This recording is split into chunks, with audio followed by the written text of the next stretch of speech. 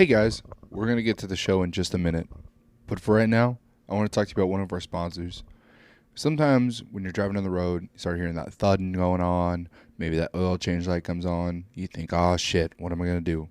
That's when you should reach out to Action Automotive.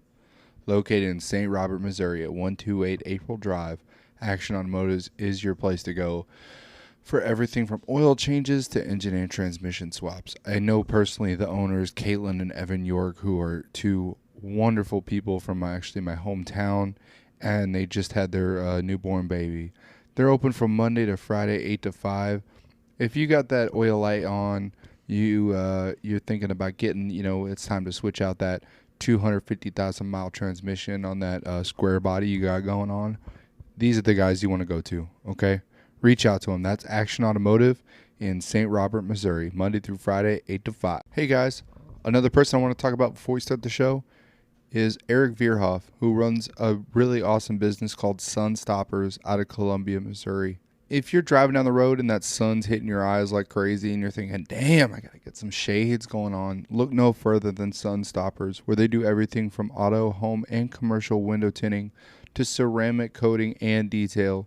They even offer discounts for military, EMTs, firefighters, nurses, doctors, and teachers. This is awesome that they're out there supporting their community like that. For people that are giving so much, they're giving a whole lot back. Okay, they're located up there in Columbia, 1313 Grand Avenue, Suite B. They're open 8 to 5 Monday through Friday. Okay, Eric, I known him for years. Great dude, easy to work with. Okay, go there for all that that tinting needs, from auto to home and commercial. All right, thank you guys so much.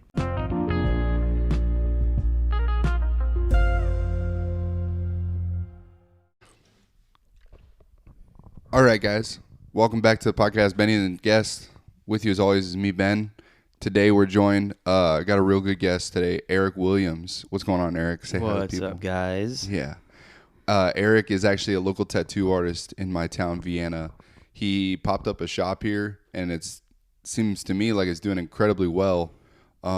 Eric was actually brought up a while back by Gus on one of our last ones, and we talked to Eric, and he was willing to come on the show, so I'm excited to have you on. Well, I appreciate it. I got lots of stories to tell. I gotta get them all jumbled in my brain and bring them out. I guess that's what you're here for. So yeah, I heard from Eric I started looking up articles too, and I saw that you were an influence and stuff. So I'm really excited to hear your stuff. So as always, we'll just jump right in. Eric, if you could just tell us, where did you actually grow up, start out at a young age, like all that kind of stuff? Just a little origin story. Little background. Yeah. Okay, so I'm a Jeff City kid. And I mean, I got a pretty interesting life, I suppose. But I think today we're going to talk about skateboarding for the most part. If I had to break my life down into subjects, it would be skateboarding, punk rock, tattooing, business, stuff like that. But if we got into all of that, it all kind of starts around the same time period too, but yeah, I'd like to focus more on the skateboard scene. Absolutely. Today, for sure. For the people, I'll take a picture of it, but for the people listening, there's skateboards all over his shop. They're badass too. They're crazy stuff going on, and it's super, super awesome. Yeah, this place looks like my teenage bedroom, and it's just always kind of carried on with me, and my collections just kept growing, and these are all my private boards. So. Oh, okay. Yeah, no, these never get skated or anything like that. I love skateboard graphics, especially Santa Cruz Graphics. It's my favorite brand, so there's a lot of those around, and that's why I decided to say, hey, let's do it at the shop. Is just looking around, you can just kind of get a feel of who I am. Absolutely. Absolutely. So put it all on my walls. Very cool. I don't know. I guess last night I made a bunch of notes because this goes back 30 years. Yeah. And so a lot's happened in that time. Here, I got, in that early years, you're in Jeff City. Okay.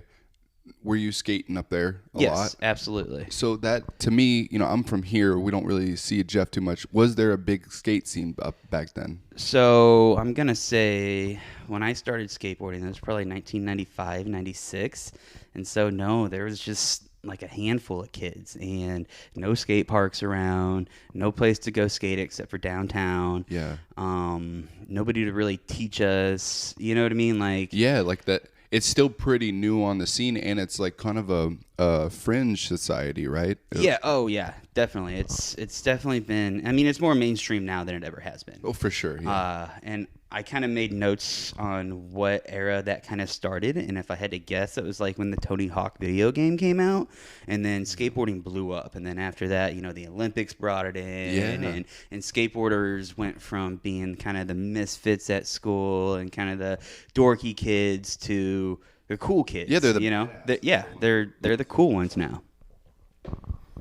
So, if I had to guess, I'd say it's like 1996 when I started skateboarding. Okay. And then in Jeff City, like I said, the scene was, there might have been a couple older kids, and I wrote a lot of names down, so to name drop the older kids like a year older than me, like Peck and Chris Wright and Jeremy Wren, and all those guys were a couple years older than me, and so they were, I would say it was like 7th grade for us, and they were probably 8th, 9th grade. You know what I mean? Yeah. But yeah, no, the scene was, there was no skate shops, no skate parks, nothing. But those are real formative years too, where like if you see someone doing some badass shit and you're like, you see them all doing that and you're like, that looks cool as hell, I'm gonna try that out and stuff. That's gonna influence you for a while and stuff. Oh, absolutely. Yeah. And I mean, skateboarding, you just over and over the same trick, trying it over and over. I mean, and then you land it and it gives you that high that it's just like, wow, I did that, and so then that's addicting. And when you're younger, you bounce, so when you fall and stuff, it hurts, but you're not breaking, and then that changes. That definitely changes. Oh, yeah. I don't know if you noticed I was limping this morning, but that's also from a skateboard accident. I'm 39 and definitely too old to be skating like that, and hurting myself. But skateboarding kind of saved my life, and so I will skateboard for the rest of my life for sure. No matter how much pain it causes me. So I think everyone has those like activities you want to do. It don't matter how old you feel, you still want to get after it and stuff because it brings you joy. So like I think that's awesome when you have something that's physically active that's still keeping you like, I'm doing this till the day I die. That's badass to me. Hell yeah. Yeah. No, skateboarding is that for me for sure.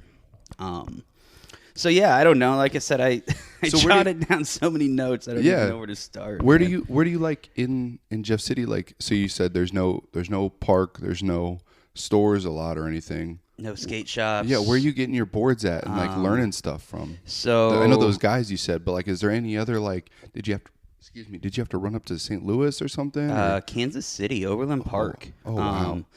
And so my very first skateboard was, and when I first started skateboarding, there were the older kids that were like, oh, these posers coming in, but then years later, now we're a part of a skate clique, Yeah. But you got to start somewhere, you know what I mean? And so like my first skateboard was actually like a really cheap like Nash board that I had taken and I spray painted. There's a brand out there called Girl Skateboards. Yeah. And their logo is just it's a girl logo for a bathroom, right? Yeah. Super simple, right? Yeah. So I'm like, oh, I could paint this, I could spray paint this at the bottom of my board. And so that was actually my first like kind of real when I actually started skateboarding, not just sitting down and rolling down a hill like a little kid getting on a skateboard and rolling. So before that, my dad had bought us, me and my brother Scott Williams, a couple Iron Maiden skateboards from like a California swap meet. And this had to have been like late 80s, 89. I mean, we were just kids, and these were the boards we would sit on and push around and stuff. Yeah. Mine ended up thrashed, like later in life or whatever. It just sat outside or whatever. I actually kind of used it a little bit. Yeah. And then years later, when I started collecting boards, my brother's, if you can see it right there, it's flawless. That's his? Yeah. Oh, yeah. And so I was like, yeah, Scott, I'm stealing this. Yeah. This is now my board. And so now it's hanging up there.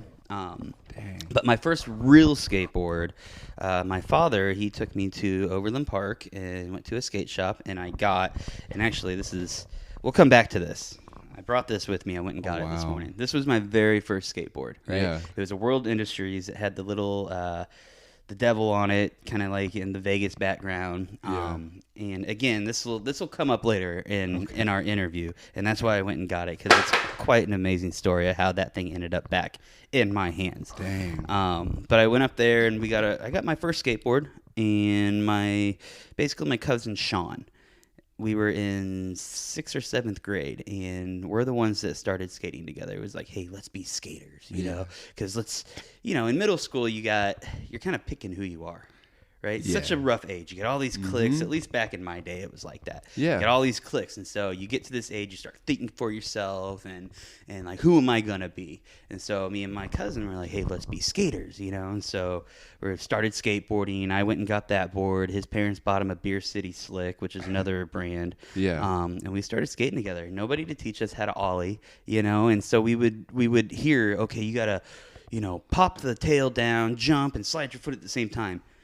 Like, what does that even mean? How do you even get your board to come up off the ground without having it attached, and it took me years to learn how to ollie, right? And then I remember one day, I went out to California a lot. Got a lot of family out there. And California is skateboarding. Yeah. You know what I mean? At least it was in the 90s, And so I remember me and Sean were out there for some family event, and his family gets there. We got there a little first or whatever, and I had done an ollie in this like pavilion, and I landed it, Sean gets there, and I was like, Sean, I landed an ollie, dude. Watch this, And so I did my ollie, and he goes, dude, on the way out here, I learned my ollie. And so we were just super stoked and skating around, and, we were able to ollie, which is like, that gets you in. You can go up curbs now. It's the first trick you need to learn. Yeah. And then after that, it's like kick flips and stuff like that. Well, once you learned that, was it like a click almost? You just were able to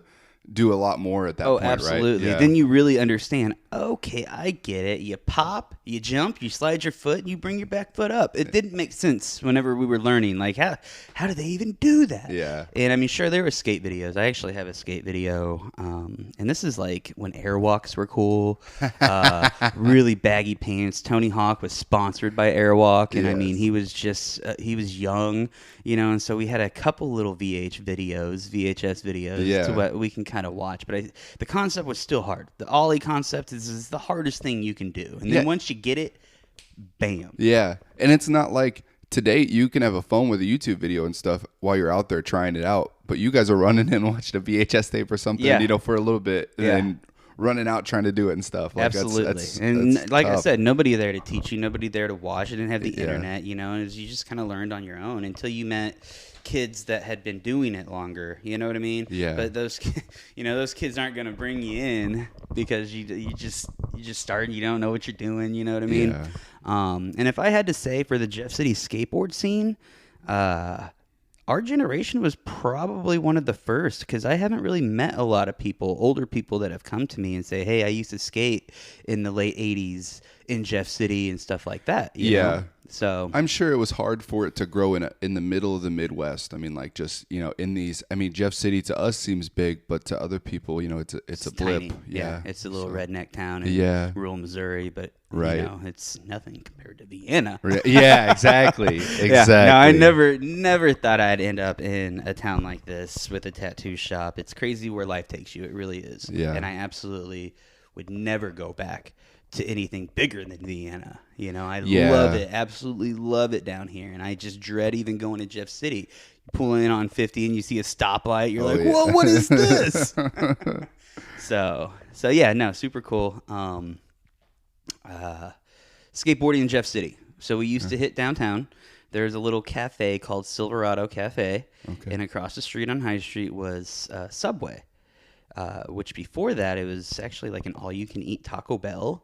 If you can remember that. I don't know. It had like 2 stories. And anyway, it was the craziest Taco Bell. I wish they would bring it back. You'd like order and then you could just keep ordering. Like you pay one price. It was I just remember it as a little kid, but it was definitely an all-you-can-eat Taco Bell. And it was, so this building had like this steel curb, right?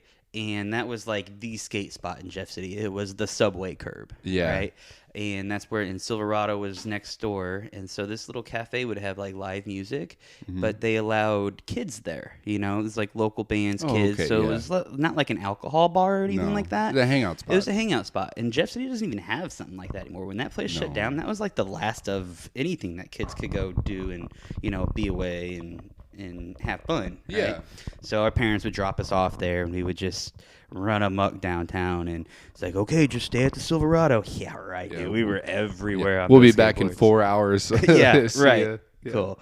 And so that curb was kind of the big skate spot. There's a couple parking garages around. All those spots are still there. Yeah. Now they did redid the sidewalks and made it not skateboard friendly. Oh, really? Because that's another thing about skateboarding in the 90s was it was not acceptable. They did not. Because they still had that stigma against them. Yeah. I mean, skateboarding's not a crime. That was like a big kind of slogan for skateboarding, and I mean that's from that age of middle school on. That's where skaters and cops kind of had this.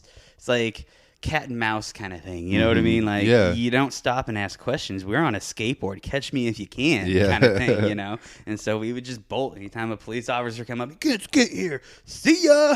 And every once in a while, a kid would get caught, board get taken. Right. Parents got to come get it. Yeah. Stuff like that. What is the charge for that? What do they charge you with? Vandalism? There was no charge really. It was just they would take your skateboard and call your parents. And it wasn't like it's just so weird. Like it's not.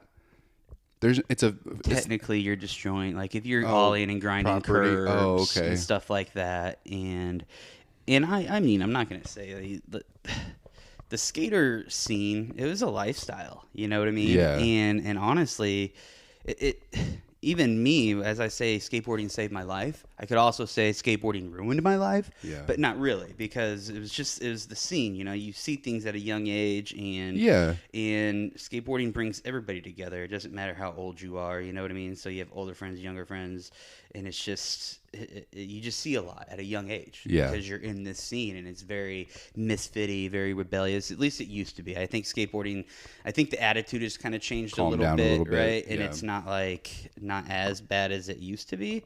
But I hold that dearly. You know what I mean? Like, yeah, we were punks, man. That sucks though. That like it was so like polarizing, because that could have been something that people could have looked at as like such a positive note for these groups of kids that are literally not doing anything like harmful in the public. Like, I don't know. No, that's how it was looked at. But I tell you what. You ask any skater, they will say that it helped them. You know what I mean? Right. Like it got them away from, heavy drug use or, something that could have put you in prison, you know what I mean? And stealing and stuff like that, because it was kind of the same scene, except we had this vice to release this extra energy that most kids aren't able to do, Oh yeah. And so I love skateboarding, and I will do it for the rest of my life just because of that. So you're doing all this stuff up in Jeff, you got that, but you said you were going out to California a lot too during these times, like the high school years and stuff? Yeah, no, my family would go to California like once a year at least. Wow. And so that's kind of where I learned how to skate ramps and transitions and stuff, right? Yeah. Because they were the first to kind of build parks and stuff like that, and really kind of accommodated the skateboard scene instead of said, hey, we don't want you guys around, get out of here, whatever. So California was definitely, I mean, that's surfing, and that's kind of how skateboarding all started, you know what I mean? Yeah. And so, like, that was it. So, you fast forward to me graduating high school, me and my best friend, we moved to California to skateboard and smoke pot, and that's what we're going to California. Yeah, we're going out there. Punk rock skateboarding, Yeah. And so we did that thing for sure, and I'll get into that, when we kind of get to that point or whatever. Yeah. But yeah, no, middle school is kind of where it all started. 7th grade, I would say.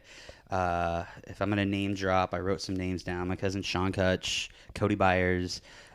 This is where I met my best friend Aaron Atkins, and he still to this day you'll see this timeline, and he's in it throughout all of it, right? Yeah.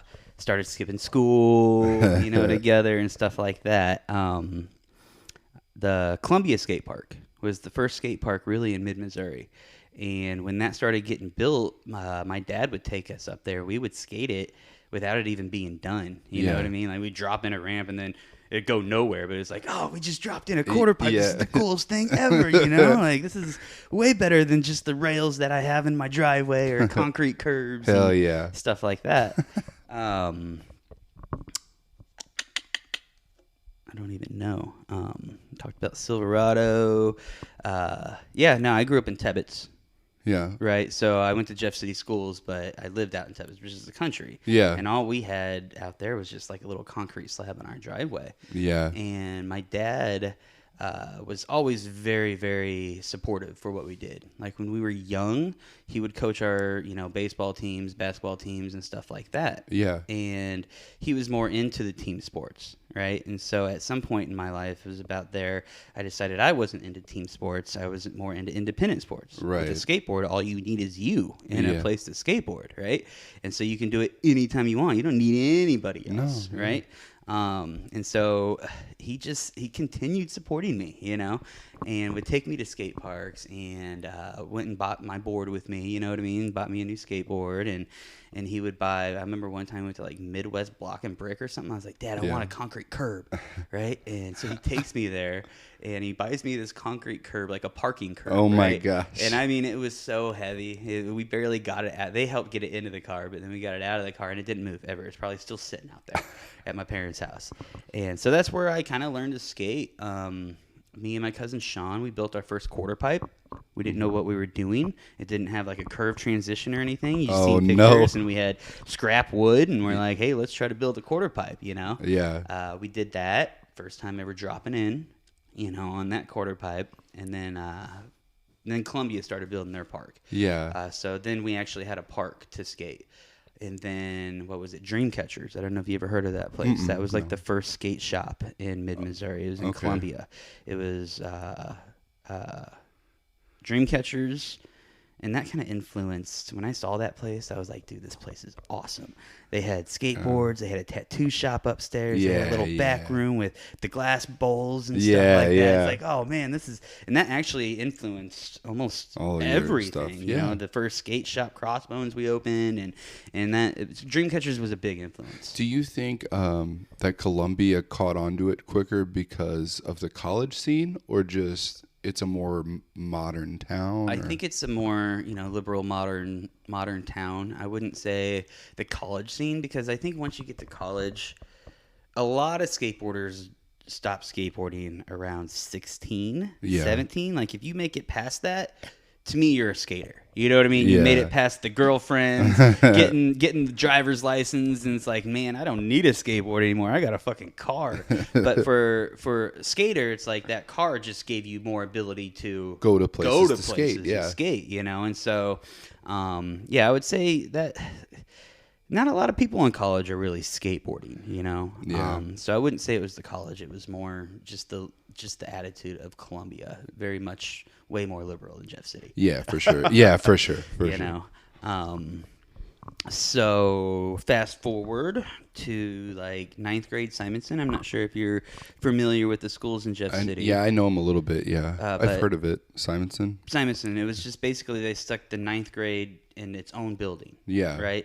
What a crazy year that was, right? Because you don't have like all the juniors and seniors and freshmen. You're like, or freshmen is what 9th grade would be. You're right, yeah. That's just all that. Yeah. So what had happened is you got your 2 middle schools in Jeff City, and then you combine all these kids into one. Or they feed into each other. Yes, yeah, and so you got like this West Side crew and this geez. East Side crew of Jeff City, right? I was part of the kind of the East Side crew, went to Lewis and Clark, and then you got Thomas Jefferson, and then now we're all combined together in this one school, right? And in a detrimental time of your age, things are changing, you're starting to think for yourself. Like, it's just a crazy time period.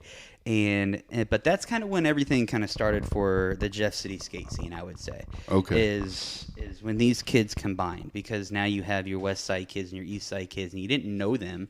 You didn't know them as skaters because they skated over here. We skated downtown. Right. And then now all of a sudden we blend.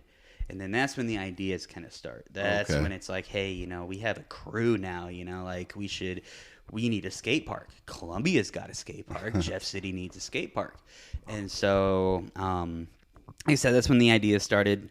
And then the skate crew got bigger. You got people like Darren Shepperly, Ryan Hartwick, who's no longer with us, Jeremy Templin, Eric Waldrop, Seth Lennox, so many others, you know, and then plus all the names that I named from like the Lewis and Clark skate scene. Yeah. We were more, I don't even know, definitely different types of skaters for sure. Like we were more the grungy, kind of like raw, tough, you know, whatever. And then the West Side kids come in, and then we blend. And it's crazy how we were able to friend, and now we have this big skate crew now, right? Yeah, yeah. And then we started going and trying to get a skate park built.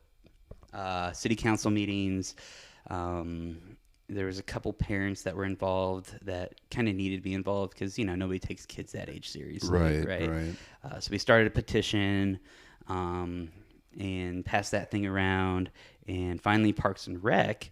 Have you been to the skate park in Jeff City? I've driven by it and stuff. Okay. It's the one, I don't know what that main road is. It's always like, it's Missouri Boulevard. Missouri Boulevard. It's on the left, right? Right. And so there's the ice arena down there. Okay. Okay. And there was some tennis courts behind the ice arena. Okay. And so Parks and Rec, actually, they said, okay, you guys can have this abandoned tennis court. And you can bring your own ramps and stuff down there. And so, yeah, we started making ramps and taking them down there. And I mean, this place was, what we had set up, it was dangerous. Yeah. Dangerous. I mean, just real crap ramps, but it was cool, you know? It was a place that we could now call home. Yeah. You know, and it was just And awesome. you made that, and you guys made that happen, you know? Right. It was all DIY, and like, you know, we did it for sure. Yeah. And once we had like kind of a place to go, that's when the parking lot of the ice arena started. Honestly, that's when kind of the riffraff started. And I think that's why Jeff City never really liked the skate park. Cause I don't think it's as bad as it used to be, you know, just because, one, the skateboard scene has changed a little bit. And it's not so rough, you know. Everybody's kind of doing it and thinks it's cool. And it's not just for, like, the misfits anymore, you know. Yeah. But so we had this real shoddy homemade ramps on this tennis court, right? But then on the other side was a nice tennis court, which is where the current skate park is. Oh, okay. And so there was some rivalry there. You know, these are tennis players, and they put us skateboarders right next to them. Yeah, very different. So there was yelling back and forth, and, you know, we ran the tennis players off. Yeah. You know, I was like, we're not going down there anymore. And so then we're like, we need a real skate park. And so then the real petition kind of started, and like literally a paper petition we were going to council meetings. We wanted this thing to happen. Yeah. And so we finally got it. You know, they said, okay, we're going to put it in our budget, and Jeff City's going to get a skate park. I would say, I don't even know what year that would be. Should have been, you said, when did you graduate? 02. 02? And that would have been like 9th, 10th grade. So like Y2K. Yeah, it'd be like 99, 2000, I would say. Yeah. And so they started building the park. And again, just like the Columbia Park, we would go down there and skate that thing before it was even done. And then that's when the Jeff City Skate Park basically started. Okay. And I would say, like, so the group of kids that really... Darren Shepperly, his grandpa had a big play because he was kind of the adult that kind of did it. And, you know, we were kids. Nobody knew how to design a park. And if you go look at the Jeff City Park, they got the revamp just this year. Yeah. But before that, I mean, it was built not correctly. I mean, the only ones I saw on it, the old, like when I drive by old times, it was like there were a couple like little ramps, like little half ramps, and like that I think a rail. Nowhere. Yeah, like none of it was set up like if you look at other skate parks, they all have a flow to them. It all flows. Yeah. Yes. No, Jeff City was like, let's put a ramp here, let's put a ramp there, and the rail here. And so it was just not designed very well because they let us kids kind of go with that. We're Jeff City skaters. You're all amped up because you got a skate park, so you're like, put one here and here. Yeah. So and so that was cool. We got a park. It was awesome. You know, I lived there. And like I would get off of work on break because I worked at Gerbs when I was 16. I'd go skate on my 15-minute break and then go back to Gerbs all stinky and sweaty. And I that was our home, you know, and it was a place that a lot of kids got to call home. Yeah. But that also did bring a lot of riffraff and, I mean, fights all the time down there. And it just I don't think it really ever ever changed, and I think that's why it's always been kind of a hard deal to get Parks and Rec in the city to, do any kind of expansion, because it's like, and I remember when I was having meetings with the Parks and Rec guy, fast forward 10 years from when we were talking about, to get the park revamped, because, it's been there for 10, 12 years now, and it's starting to fall apart. Yeah. I remember the head of the Parks and Rec, we had a meeting with him, and he basically said, I wish that place wasn't there. It just brings nothing but trouble. And I think he ended up retiring or whatever. I think that's why Gus got so far, right? It's because new blood got in there and, whatever. But no, the skate park was an amazing place. I'm so happy that it happened. It definitely saved a lot of kids' lives, for sure, having a place to go without getting in trouble downtown or yelled at by business owners and stuff like that. It really, I think it definitely changed the skate scene in Jeff City. It grew, for sure, big time.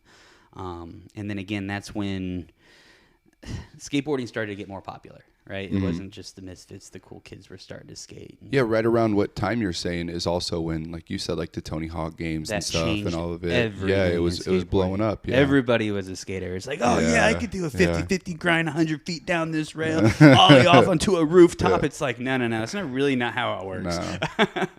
But it was cool because then, everybody... It was more acceptable. You could go to a store and find some Vans and some skate apparel and skate clothes, and it was just, you didn't have to go to Columbia into like an actual skate shop to get it. And the girls started liking skaters. You know what I mean? It was a cool thing then. Yeah. So I think that's awesome. And then and then the Olympics bring skateboarding in, and which skateboarding is a sport, and it should be considered a sport because it's you gotta have a lot of dedication to get good at it. Yeah. Just like any athlete, for sure. What do you think? I was just kind of thinking about this because you were talking about the fighting kind of was going on down there. Where do you think all the aggression comes from? Because that's like a common theme across it's like a stereotype across skateboarders, and it does happen, like fighting at skate scenes and stuff. Where does that come from? Do you think it's like troubled childhoods, or it's like just the amount of energy flowing through there all the time? I think you add all those together, right? Yeah. And so you're in skateboarding is more for kids, right? Like I said, you bounce. And then at some point you start breaking, right? And so then you got to like, oh man, if I break this, I can't work. So when you're kids in that age, there's a lot going on in you. You know what I mean? Yeah. You got anger, you got all these emotions, you don't know how to deal with them. And then you've got these cliques too, right? Yeah. You got your skaters, you got your preps, you got your jocks, you got your hicks, you got all these different groups, right? And then so, what do? You have rivals and stuff like that. Yeah. And so like in the 80s, which I wasn't a skater in the 80s, but so the 80s skateboarder kids, from the stories and stuff, those were the kids that were getting stuffed in the lockers, getting picked on. Oh, yeah. You know what I mean? And they didn't really stand up for themselves, I don't think so much, right? Yeah. And then so come to the 90s, it's like, hey, these skaters are going to start standing up for themselves. And so it's like you start getting picked on, hey, you're going to fight back, right? Yeah. And then now you have this place to go to. Well, meet me at the skate park. And so that's why you didn't want to do it at school because you didn't want to get in trouble. You was like, meet me at the skate park. We'll settle this, you jock or prep or whatever. Yeah, you know what I mean? Like it was the clicks and everything like that. And then for sure, you got a lot of emotions going on at that age, and it's a recipe for fighting. I don't think kids fight as much anymore as they used to. No, I don't think so. But I don't know. I think that makes you tough, I suppose. Yeah, I don't know. I mean, I think from my perspective, because I was never a big skater, I think when a lot of people saw skating, me growing up, we saw Lords of Dogtown. Yeah. So you're thinking it's a bunch of badass dudes and stuff, but that was also the California scene, and it was way different across there. Whereas like you said, out here, that's a good perspective. It was probably a lot of misfit kids that were getting picked on and stuff, and they found an outlet. That's a good point. Yeah. And so I think it's just a mixture of the age and the emotions and who you're trying to be and the rivals of, I'm not that kind of kid, you know what I mean? Yeah. They say something at school and then it just escalates, and then you got your crew, they got their crew. Next thing you know, there's there's fights going on. Yeah. I remember in Simonson, man, there was a lot of fights in Simonson because not only did Simonson bring all the skaters together from the east and west sides, it brought everybody together, all the cliques, right? Yeah. And so, I mean, there was fights every day, dude. Like, there was one day we got out of school, and it was basically the preps versus the misfit kind of kids, right? But then you had all these other kind of crews that would have to pick a side, and I mean, this fight kind of started with two people that I knew. One of the kids that was on the misfit side. I knew the guy on the prep side. I kind of got along with everybody. You know what I mean? Yeah. But they weren't. It wasn't like a skater or anything like that. He was just kind of a dorky kid, and this guy was picking on him. And like this fight was in the works for like a week. Right. Oh, Jesus. And like so every day you went to school, it was like, oh, this is gonna happen. Yeah. And then it was planned, man. Friday, there's gonna be a fight right in front He's of going Simonson. down. And then, I mean, it was huge. It was like a fucking riot, dude. Yeah. Like, damn. and I mean, it was insane. It's like the whole school got together for this fight, and so you had like two sides. It like literally split the school in two. God right? dang. So school got out. We were right there in front of Simonson on what would that be, Jackson, I think. And I mean, all the kids were there. The buses were waiting to load, but nobody got on the buses. And I mean, it blocked the whole street. You're talking hundreds and hundreds of kids. And they're all just brawling. It was like Casey Holiday, and I forget who the other guy was. I don't even remember. But they were like right in the middle. There was girls in there, you know, and we're all just standing there watching, you know, and it's like, is this going to happen? Because a lot of fights, you know, nothing really kind of happened. You know, there's some arguments, but nobody really wanted to. Nobody actually wants to hit each other. Right, exactly. You know, deep down you don't. No. Well, Casey, and he was not like the kind of person that would like throw a punch, man, but he did it. And I think it was like, hey, you got hundreds of kids watching you, you know, like this is going to follow you the rest of your high school career, you know what I mean? And so like, dude, that punch got thrown, and I mean, it just started. There was punches being thrown everywhere, dude. Like I just remember like girls getting hit and hitting the ground, and like there was just fist flying. I mean, I don't even think anybody knew who they were punching. It was it was one of those literally blind, like a blind riot, rampages, and I was just like, what is going on here? You know, it all got broke up, you know, and then me and my buddy and my homie Aaron, we had our boards with us when we went skateboarding downtown afterwards. So in 9th grade, my dad worked downtown. Okay. And so I stopped riding the bus, and I would go skateboarding every day downtown, skating the curbs, parking garages. There's all sorts of cool places to go down there. Yeah. We would go skip school in me and Aaron in the parking garage. It used to be the theater in Jeff City. Okay. Like an old time like live theater. Central Bank bought it, and it's now a parking garage. But if you look at it, you don't really see the theater because it's a parking garage now. But if you look, you see the stage, you see like the sound room and all that. Okay. And so they kind of tore it down to where you couldn't get upstairs. And we would skip school, and so like they would open the garage door for the cars to get into park, and that was your way up. You kind of had to get on top of the garage door, shimmy across it, and then you got into this little attic room, and it had like all the old posters from, and I don't even know what time period that would be. It was like 40s and 50s or something like that. Like really old like posters and stuff for these old plays, and it was just a super cool spot to skip school. Yeah, absolutely. You know, nobody was going up there, and it was super cool. That was a big skate spot. But yeah, no, we would go skateboard every day downtown. I remember one day, my dad was super chill. He always gave my friends rides home and took us to concerts, and he was super, super cool dad.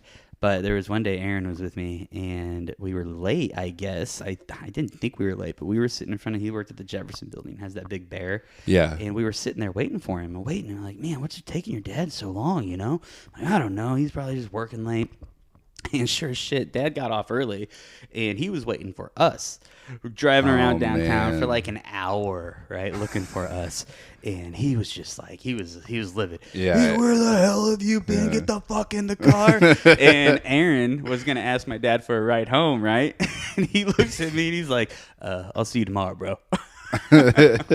So lots of good stories from the Simonson years and skateboarding downtown. Damn. I remember one time I went into Mike's Corner Pocket, right, just to go to the bathroom. And I had my first mohawk, and I've had a mohawk at least once a year since then. I have a mohawk right now. Yeah. But I went in there, and I remember this older, had been, in their 20s because, they were in there drinking and playing pool and stuff. And he said something to me about, like, what'd you get in a fight with a lawnmower or whatever? And I remember I had big baggy pants on and a Discman. you know, in my back pocket with big headphones and my skateboard. And I'm just like, yeah, I didn't say anything, but I'm walking out and I flip this guy off. Right? I'm only, God, what? You're like, what, 15 or 14? Yeah. 15. And this guy comes chasing after me outside and yelling at me, saying he's going to beat my ass. And I'm just like, I'm scared, right? Yeah. And I'm like, oh, fuck. So I just straight up kicked him right in the balls. I mean, he was right in my face, dude. I kicked him, and I remember running my ass off. I ran as fast as I fucking could. Discman in my pocket. Yeah. You know, baggy jeans going everywhere. Baggy jeans. And I didn't really wear Genkos because those were like baggy jeans. You couldn't skate in those things, you know. But it was definitely the era of baggy clothes, you know. Yeah. And I still dress like that to this day. I'm like stuck in the 90s for sure. But anyway, so I run off. That was a fun story, and I don't know. I don't know if the guy dropped. I didn't turn around and look. Holy shit. That was just my instinct. Like, oh God, this old guy is trying to fight me. I'm just a kid. I'm kick it's and a street run. fight. You're good. Right. Yeah, go. Get the fuck out of there. But yeah, lots of fights in Simonton. I mean, it was crazy year for sure. So, like I said, that's where the ideas start. By 10th grade. So 10th through 12th, is that a different school?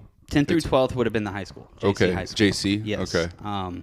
And honestly, so once you get to 10th grade, a lot of kids start turning 16 and being able to drop out. So then you have a lot of these kids dropped out. So the riffraff kind of it wasn't so bad from Simonton to like 10th grade, you know? Yeah. Kids that were more serious about school and stuff like that. I mean, I was never serious about school. By my senior year, I had my friends that dropped out. It was really hard for me to get through high school, but I graduated. I did it. Yeah. I made it through. You got through. I mean, I think my senior year, I skipped more than I went, you know? But yeah, no, the skate park was there. We were at the skate park every day. We had our clique. We had our crew. And then by 11th grade, so the class under us, they had a big skate scene. Like way bigger than our generation. There was just like, you know, a handful of us. Yeah. Now the grade younger than us, when they were at Simonton, we didn't know them, right? Okay. So by the time we get to like 11th grade, they're in 10th grade. Now we're sharing this school, and then our skate crew just like doubled. And I mean, these kids were good. Yeah. You know, better than we were, and there was a huge group of them. And they were all cool, and so now our skate crew just like doubled, tripled in size, right? Yeah. All those guys, just to name drop, it would be like Caleb Neely and Brian Maymert, Steve-O. I mean, they had a big skate crew. I can't even name them all, and they were super fun kids. They were awesome, and so you know we'd all start hanging out at the skate park, and then we go to parties and stuff together, and we had a nice big crew. I still talk to most of these guys to this day. Oh, that's cool. None of them are really skateboarding too much anymore. Yeah. There's just really only like 3 or 4 of us at 40s still going out and skateboarding. Yeah. But we still do it, you know. We're the OGs for sure. So, yeah, no. That's when I got a job at Gerb's, and I would work and skateboard and party and go to school. That was my life. Like throughout that whole high school time, you were just. Did you have any plans, like aspirations for afterwards, or did you just skateboarding was like all you really thought about? No, I would say I've always had dreams. Like I never realized I was kind of different until like I get older in life. You know what I mean? Like I've had this like crazy self-motivation and just like I'm gonna do this. And like I'm 40 years old and I haven't really let go of my 15-year-old self. You know what I mean? I'm still into the same things. But yeah, no, I would say it was about 10th or 11th grade. I was like. Dreamcatchers inspired that. Oh, right? Yeah. And so that dream started. I'm going to own my own business. I'm going to own a skate shop / skate park. That was my dream, right? Yeah. I wanted a skate park, and that's definitely when those thoughts started for sure. Now, I really? I mean, they were just kid dreams. You know what I mean? Like, like when you think about it, and it's just weird where life takes you, because if you don't let go of those dreams, you can actually accomplish them. It's so crazy, right? And you don't learn that until you get a little older and you're out of high school, and you're like, you do one thing, and you're like, okay, I did it. I can do this. I am just a normal person, but the world's mine. Endurance is the name of the game for sure. If it's these little things that stack up, you're like, if I can do this, I can probably do this. Oh, I actually did that. I'm accomplishing like things. I did not think I did this. Yes, feeling is addicting. That is probably the greatest feeling in the world, is like your self-worth being like confirmed Right. If you start making stuff like that happen, you were like, holy shit, I can actually do some stuff. Like I'm not just like I'm still just the average person, but I could do stuff, you just got to put in the work. Yeah, no, and it's incredible what you can do. It really is. Coming from any, you talk about the American dream, and sure, I think it's like kind of dwindling down and stuff like that, but I really don't believe that. I think that if you're motivated enough and you have a dream and you work hard at it, you still to this day can accomplish the American dream. And I'm not talking about being rich and successful. I'm talking about just like, being you and doing you and fulfillment. Yeah. I think that's where people get lost. Like fulfillment's what makes the American dream. Like people that are at the top, they're probably still pretty sad. Like they've talked about it. People that are rich still have depression, anxiety, and stuff. It's the people that are living their life of like, I love doing what I do, or I'm doing things that make me truly happy in my spare time. So I truly enjoy my life. And that's, and it looks like that's what you're doing, man. Like the stuff I see from you and the way you're talking about it, like that was your dream as a kid. And now you're like, you've lived out like parts of your dream. Oh yeah, every that's single amazing. aspect of it, for sure, absolutely. And like there's all sorts of different categories of what makes me, right? Yeah. And that really, as I was making these notes last night, I was like, and my wife Kendall, who made your coffee. Yeah. Oh, I got your shout out, Kendall. Yeah. No, I do want to. I'm gonna throw her in towards the end. I want to throw, or I'll throw her in right now because this was really good. I got Eric was nice enough to bring me a coffee from Kendall. It's called the Bonfire. I don't even know what was in it, but it was really, really good. And she actually opened the American Dream. She opened her own coffee spot up there. She transitioned a bus into a coffee spot, which is so cool to me. Like that's cool. That's that little side note. I really did want to talk about that. That is, you both just came to Vienna and really laid your mark down. And as I'm 30, so I'm in that younger group still, but like I'm the dad that like is still younger. And I'm seeing the change in Vienna, and it's enough to where it's making things better, but it's not to where you guys are like coming in, kicking down doors and stuff. You integrated so well. So thank you, Kendall. And go to the bus stop if you guys want some coffee or some cool little knickknacks that she got. It's a super cool place. Yeah. For sure. And the whole doing it out of a bus, it makes it super original. Yeah. You watch those videos of people revamping buses and stuff, and yeah. you're like, oh, that's so cool. I'm going to do it. Well, it's hard. Everything is custom, yes. And it took a long time. And, but it's super cool. And again, Vienna surprised me. When I opened the tattoo shop here, I didn't know it was going to happen. You know what I mean? Yeah. And I saw it. Surprised me.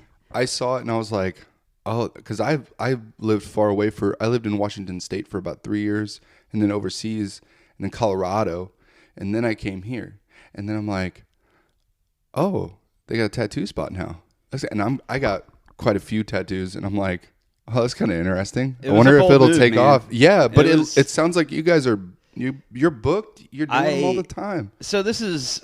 I know we're kind of going off. I know we're going off a little bit. There's a lot of things that make me me, and so and as I was jotting these notes down, I was like, Kendall, who I am kind of started in these detrimental years right here, right? Yeah. 8th, 9th grade. That was super what made me me, right? And I kind of went with it the whole time. And so I don't know if this podcast goes over good. I can sit here and talk about tattooing because I started tattooing myself. No, yeah, I was already going to come back to you at a certain point. Like I wanted to talk to you because that's a whole nother aspect that it's just amazing. But it all is blended on who I am. It all started in 8th and 9th grade. The tattooing, the ideas of business, skateboarding. We could talk about drugs too, but that's kind of one of those taboo subjects, but that was also a big part of my life. Not anymore. I got my shit together, and that's actually when my life really started to grow. Oh, really? Right? So anyway, that's a whole nother. No, story. Yeah. That's a sneak preview for people. Right. We'll come back to all that. Right, we could talk drugs. Yeah. And how bad they are. Yeah. But so back to skateboarding. Mm-hmm. 10th, 11th, 12th grade was basically just skateboarding. The idea of opening a skate shop was there. I knew I was moving to California when I graduated. Oh, you had that already? Oh, yeah, absolutely. I actually went and spent a summer out there in 11th grade with my uncle, like a whole summer. Yeah. And I skateboarded, dude. Every day he would take me to skate park. Where were you at? It was kind of around Pomona. Okay. Like LA area. Yeah. And so my buddy Jeremy Wren and he's also still to this day one of my best friends. You know what I mean? And we still skateboard together. It's basically like me and Aaron and Jeremy, right? We're the skaters that are like 40 that have been skating together since we were, 15, 16. So that's like our kind of little trio there. We go snowboarding every year in Colorado. Oh, wow. But anyway, so I was out in California the whole summer, and my brother and his friends. So Jeremy was friends with my brother because he was older, right? Yeah. And they all went to California, and I was stuck out there, no ride. I'm like 15, and they were all 16, 17. You know what I mean? They had cars and stuff like that. Yeah. And I was skateboarding. I remember they came and seen me one day. Me and Jeremy went and skateboarded for like a day because they were doing their own thing, girls, whatever. Yeah. Rage Against the Machine was playing a free show downtown LA. Holy shit. And so I don't know if you know Rage Against the Machine, but they invoked a lot of riots. They had a lot of power in the 90s, right? Yeah. A lot of, anti-government. Flash forward now, it's kind of like, what Yeah. happened to you guys? Yeah. But anyway, back then, we loved them. Jeremy loved them, they were kind of borderline punk rock. That's wild. It was a free show back then, too, in the middle of LA. And any free show that Rage Against the Machine did, there was a riot. Yeah. Right? Like, yeah. it was going to happen. I mean, it was just their thing. That was their thing. Yeah. Like Rage Against the Machine. Yeah. And so I'm like, man, you guys, I really want to go. Will you take me? Will you take me? And they're like, nah, you're the little brother. We're not bringing you back. After we go to this show, we're off to Northern California, something, whatever. They wouldn't bring me back to my uncle's or whatever. And yeah, I'm still a little bit bitter about this, Jeremy. Yeah. So they went to this Rage show. And sure as shit, if a riot didn't start out, you know what I mean? Like pepper spray. And so, like, Jeremy, we get back to Missouri, and he's telling me these stories. And I'm just like, you motherfuckers. Like, I could have been at that show. You guys could have just drove me 20 minutes back to my uncle's house, Yeah. So I got to miss that show. I'm still a little bitter about that, but that's cool because I've never got to see Rage Against the Machine. Oh, man.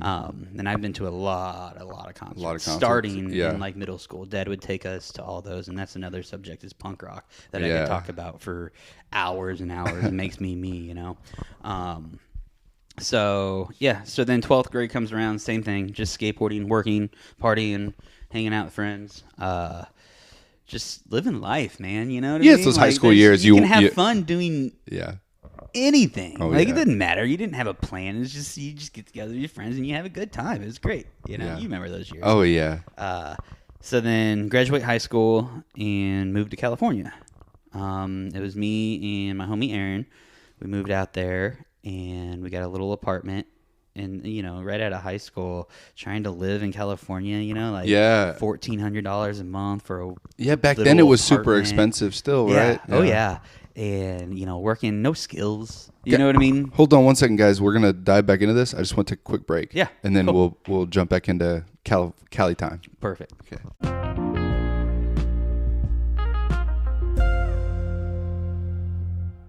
Hey guys, while we're on this break, I want to reach out. I know around this time of year, it's getting cold. We got the holidays coming up, Halloween, Thanksgiving. You know what I get? It's hungry. I get those home style foods going on. And what better way to crave that than Lake's Homestead Goods? Okay, it's actually ran by my wife, Danielle, runs it off her Facebook page, or you can reach out at 417-365-4993. She makes everything from homemade bread, whether it's cinnamon raisin and white bread, to butter, homemade butter, cookies, any type of thing you can think of. She's even working on other stuff right now. Reach out. She is the one to set you up with homemade products that are good and good for you. Thanks, guys. Hey, guys, if you're looking for a car, I'm going to recommend you somebody that I would reach out to myself. I'm going to talk about Jacob Cahill, who works out there at Rusty Drew and Toyota. He's a sales consultant, and he offers a fun, low-pressure car buying experience. He's up there in Jefferson City, Missouri at 2105 Christie Drive. Any type of car you need, from used to new, he is the man to put you in the car. Okay, reach out to him. His number is 573-535-5656 at extension 542, or just reach out at jcahill at drewingauto.com. That's jcahill at drewingauto.com. I know the market right now, personally for me, has been very hard to negotiate. And, you got a lot of people that are really trying to put food on the table, and you can't blame them. But trust Jacob when he tells you he's trying to put you in the best car possible that you can afford. Thanks, guys.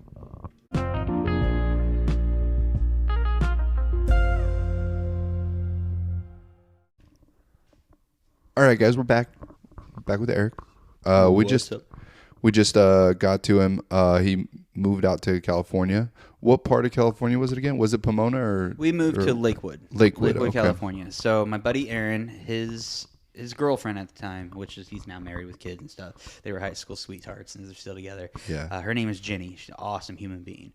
I honestly think that Aaron is still alive because of her. But she actually, me and Aaron had talked about it all through high school. Hey, when we graduate, we're moving to California. And then Jenny, obviously she's a huge part of his life now.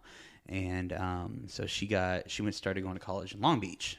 So she moved out there and started college in Long Beach and moved out there because she was a year older than us. And then so when I graduated, we moved out there and got an apartment with Jenny and this other girl was like her classmate. And we all four shared like a little 2-bedroom apartment, $1,400 a month, kids with no skills. You know what I mean? I think what I did when I got to California, I got on my skateboard and I applied everywhere. Within skateboard distance, right? Because I had my car that I didn't want to drive. Because driving out there is fucking just insane. It's a nightmare. Yeah, absolutely. I never got on the freeway when I lived out there ever. And so I got a job at KB Toys. There was a mall across the street. Fucking coolest job ever. Just selling toys to people, and it was actually just like this pop up KB toy. Yeah. To where they got like this empty space in the mall, and there was already a KB Toys, and this was for like the holiday season. Yeah. And so it was just like tables like this stacked of toys, right? There's no organization. And this is early 2000s too, so it's cool because nobody's shopping online yet. Right. So people are still buying toys. Malls are still cool. Yeah. Yep, absolutely. Yeah. And malls are still cool now. Okay. Yeah, they're awesome. Yeah. Not the Jeff City Mall. Yeah. I don't know if you've ever been there. No. Yeah. Like the old Walkers took that place over. Yeah. Slackers. That's about it. Yeah. Yeah. Slackers is out there, isn't it? Yeah. Okay. There was a little skate shop that was out there too. It was the only place you get skateboards in Jeff City a couple of years ago. But I think it's called Trends. I think Gus was talking about that. Yeah. Yeah. We worked at KB Toys. It was awesome. California was a trip, man. We literally skateboarded every day.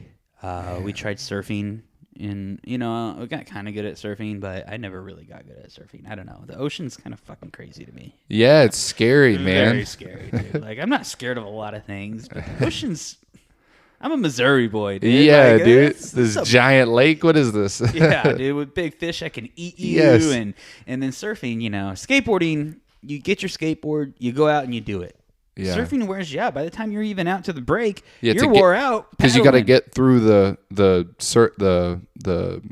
first two breaks. Yeah. And then by the time you get out there, you're already fucking tired. You got your ass kicked, and then the salt water. I've never been a fan of salt water either. It just anyway. So we did this whole surfing thing, and then we stopped pretty well.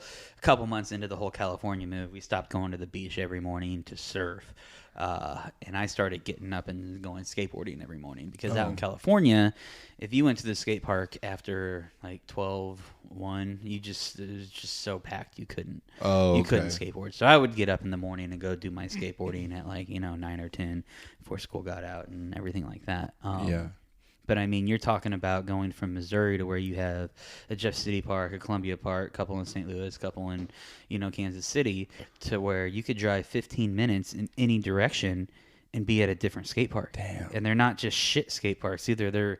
They were built right. They were good skate parks, and that's really when me and Aaron really started progressing. Let me give you a little backstory about Aaron for a second here.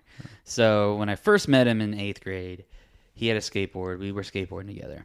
Aaron got into rollerblading, like aggressive rollerblading. Oh, yeah. Inline. Yeah. So that was cool. And back then, rollerbladers and skateboarders, it was kind of a rival. Right? Yeah, We'd call them fruit booters. They'd call us wood pushers. You know what I mean? And stuff like that. But then you had me and Aaron. We were best friends. So when we would skateboard or go skate uptown, he would be on rollerblades, I'd be on a skateboard. So it was really odd to see the combo pair of a rollerblader and a skateboarder, right? And so, he rollerbladed all through all of that and then moved to California and was still on aggressive skates. And so, we would go skate and he would be the rollerblader, I'd be the skateboarder. Yeah. And he still skated too. He still had a skateboard and did all that, Yeah. But he was really good at rollerblading. Jeff City Skate Park. God, I don't even remember what year that was, but man, he could come up the 6-footer and do like this backflip and like misty flip and stuff. And I remember one day, it's on video. Oh, jeez. He comes up this ramp, man, and does this misty flip, over rotates, and I mean, just comes right down on his jaw. Oh.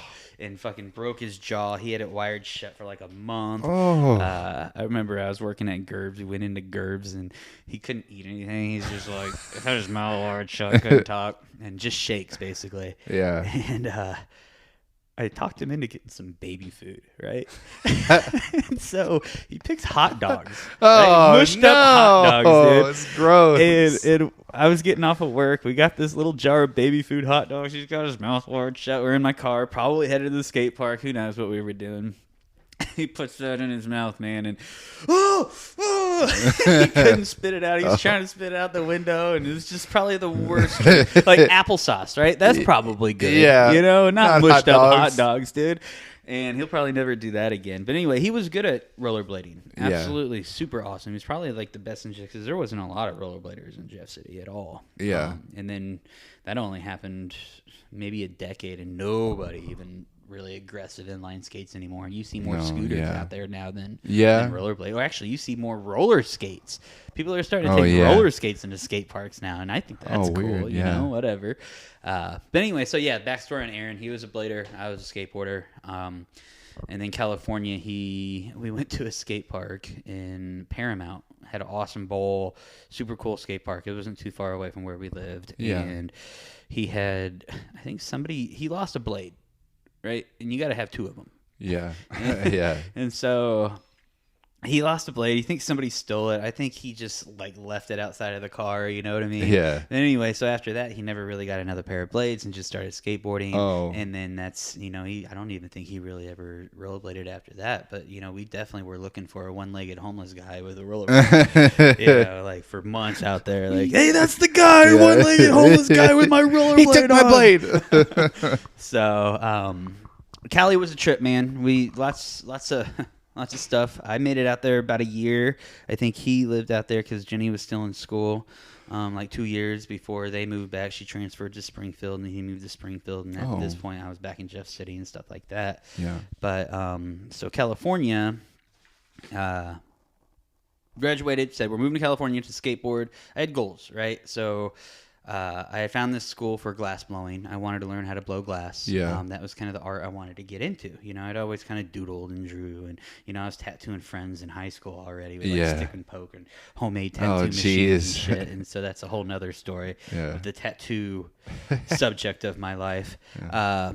But so I went to a little school for glass blowing, learned how to blow glass, work, skate, and live. You know, I mean, we were making nothing. You know, trying to support ourselves, and we were just kids. You know, it's like we were talking about that age where it's like you're struggling, but you're still having. It's so formative and it's so like experiential. You know, It's awesome, but it also sucks. It's. I would say the 20s are, besides like going through the struggles of being an adolescent and going through all those changes, you know what I mean? And mental, figuring out who you are. The 20s are kind of like that. You're working and you don't realize where all your money's going, but it's because it's going to, you go out to eat and you have to have a beer, you have to have this, and you're spending all your money on just, you know, going out and living, right? And you don't learn why you're broke until later in life. You get close to 30 and you're like, man, I'm broke because I'm always out doing shit. Yeah. If I just worked and kind of came home and just chilled, you know, I can save some money, you know? And then you also learn skills. Yeah, and that gives you more pay for your stuff. You know what I mean? You grow. The 20s are tough, man.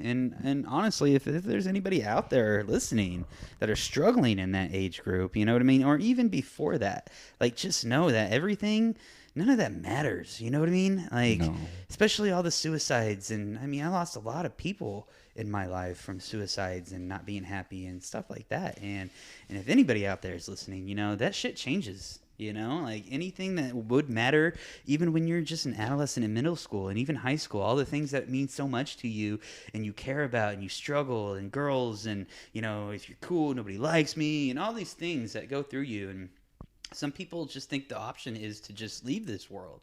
It's like, stay here. Give it fucking 5 more years, man. You know, it's just hold here. on for a bit. It gets better, you know, it gets easier. So, yeah, if you're listening to this, you know, it's life, man. It's a precious thing. Yeah. You get one. You get one.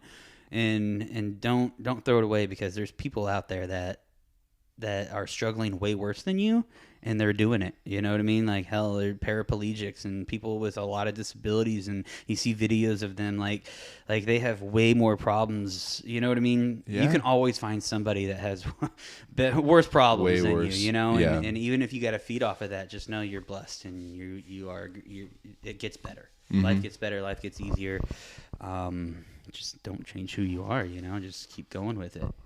Anyway, so that's just a shout out for anybody struggling through depression and stuff like that. It gets better. It gets easier. Life's worth it. Almost every person I've talked to, we talk about mental health, you know, just because it's so prevalent. But I appreciate that. That's good. Yeah. No, life's good. Life's worth it. Yeah. For sure. It's a struggle.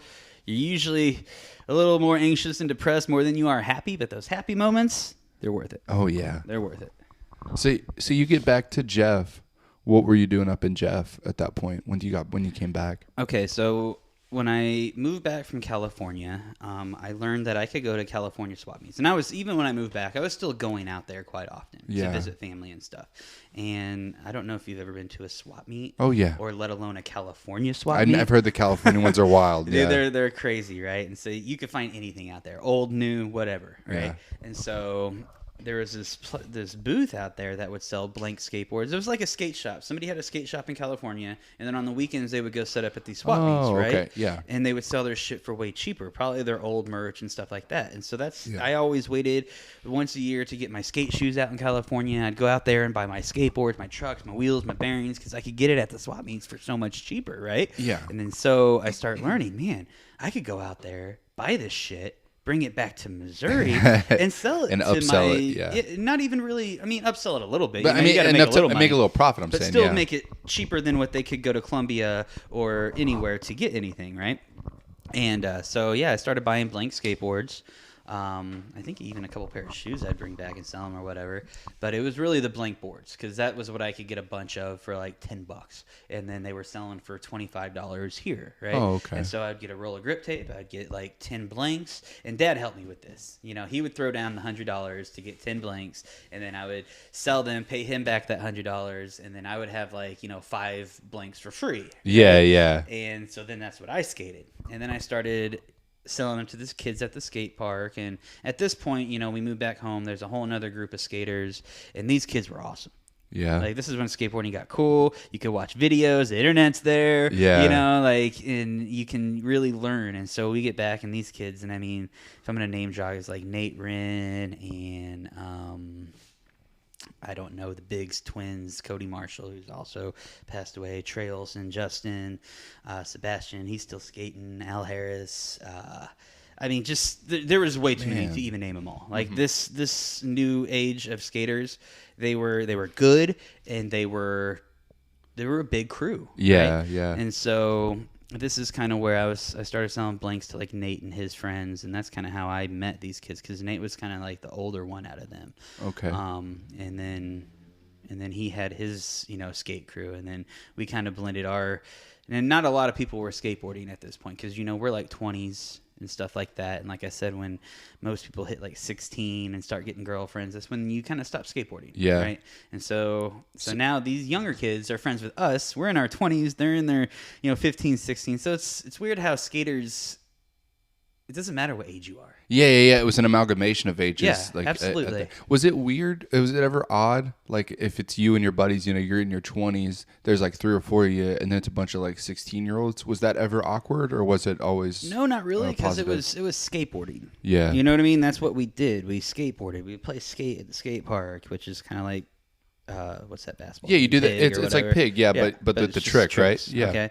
And so, you have this one subject that it doesn't matter what age you are, you can still talk about skateboarding, right? Yeah. And sure, And that is why in the skate scene, as a young kid, you're influenced on things that normal people wouldn't be influenced into until you get to that age, right? And so that's why I think skaters start a lot of things that older kids do at a younger age. Mm-hmm. They're I don't know what word I'm working for. They're I don't know. They see it, right? Okay. They see it. And they're hanging out with these older kids doing these things, right? And I'm not going to say it was like the best influence by any means, but we all had skateboarding, and that was our common ground, and that's what we did, you know? Yeah. So yeah, I started buying these blanks, bringing them back, selling them, and then it was like, okay, we should open a skate shop. There's never been a skate shop in Jeff City, ever. Hell yeah. Well, actually, I take that back. In the 80s, there was a skate shop going towards the Lake of the Ozarks. And I learned this. I don't know who the family was. I don't know who the kid was. And actually, the reason I learned this is because back in like middle school, me and my cousin, who I started skating with, he lived over there. Oh, and it was this abandoned building. And so we would skate down there and we'd break in and kind of see it. And so we saw like this independent truck, which is like the skateboard trucks that have been around forever. They were like the OG independent trucks. They've been around since the beginning, right? Mm-hmm. And there was this sticker on the window, official dealer of independent trucks. And we start looking around this abandoned thing, and we're like, man, was this a skate shop, right? And then so like we saw an old billboard out back, and it was a tackle, like a fishing tackle shop that the parents probably owned it, and the kid was probably a skateboarder in like the 80s. And started selling skateboards. And I don't think this is probably erased from time, honestly. That billboard's gone. I don't know anybody that knows anything about this skate shop, really, honestly. But it was there. There was a skate shop in Jeff City in the 80s. And it was second as, like, it was crazy fishing tackle shop. A bait shop, with that. With some skateboards there. Yeah. And I'm sure it was just parents like, yeah, we'll sell some skateboards for our kid. You know? So I don't know really the story of that. I just know we found it because we saw the stickers. And then we start doing some research. We see a really old billboard, like very faint, and you see like this old school red skateboard there. It's like fish tackle, and skateboard. Yeah, it's like what? How come? Never heard about this from anybody, right?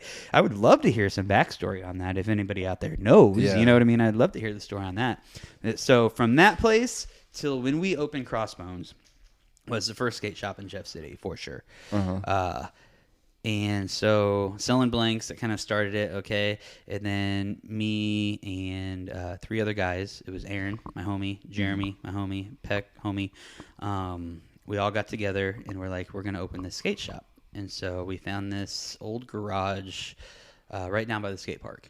Okay. Right? And, I mean, it was horrible. It didn't have heat. I mean, it leaked. Man. Yeah. It was the worst place to try to have a retail business, right? Yeah. But Trim's Pawn Shop owned it, and I started talking to them. And I looked at other places. I went around, and I talked to this guy. I'm like, hey, you're not doing anything with this garage back here. How much would you rent that to us for, Yeah. And gave us a good price, and it's like $300 a month or something. Oh, yeah. Right? And it's right on the boulevard. It's just a shit building. And so we all get together, and we're like, okay, we're gonna do this. We need $5,000, right? Plus, I think the reason the 4 of us got together was like we needed 4 people to throw down. I think it was like $100 a piece is what we started. It's like we need 4 people, $100 a piece. We can get this building. Yeah. And we're gonna pay for it. It's just $100 a month, guys. You know what I mean? Yeah. And if we all split it, it's gonna be, we can do this. But we needed some money to get all the supplies, right? So we got the building. We got our crew who's going to do this, who's going to own this shop or whatever. And so we start going to banks. And, I mean, me and Aaron, we went to, probably 5 different banks, talked to 5 different loan officers. Oh, and they didn't take us seriously. We're just kids. Open a skate shop, that's for kids. You know what I mean? Like, grow up, you blah, blah, blah. This is Jeff City, right? Yeah. And so it was just super discouraging. Getting told no, and we just wanted a $5,000 loan. Yeah, it's not even. Yeah, you're not even taking a giant business loan. It's like a personal loan almost. And that's how we ended up getting the loan. Yeah. Somebody had told me, they're like, hey, you need to go see. God, I can't remember her name, but she worked at the Central Bank in Holt Summit. Right? And so we were Jeff City, whatever. And so we were like, okay, we're going to go talk to this lady. And somebody said she'll give you the time of day. She'll listen to what you have to say. Yeah. So we went out there, and she was like, listen, I can't give you guys a business loan because you guys don't even have a business plan. We had some shit jotted down on a piece of paper. Papers. It's like, we're going to sell skateboards to kids that have no money. You know what I mean? Like, yeah, that's not a good business plan. Do you guys have vehicles? Me and Aaron are like, yeah, we got cars. Well, if you guys put those titles down, I'll give you guys a $5,000 loan. right? Oh, man. And so we're like, oh, fuck, yeah, let's put our cars down. So we sign our cars over to the bank. We get a $5,000 loan.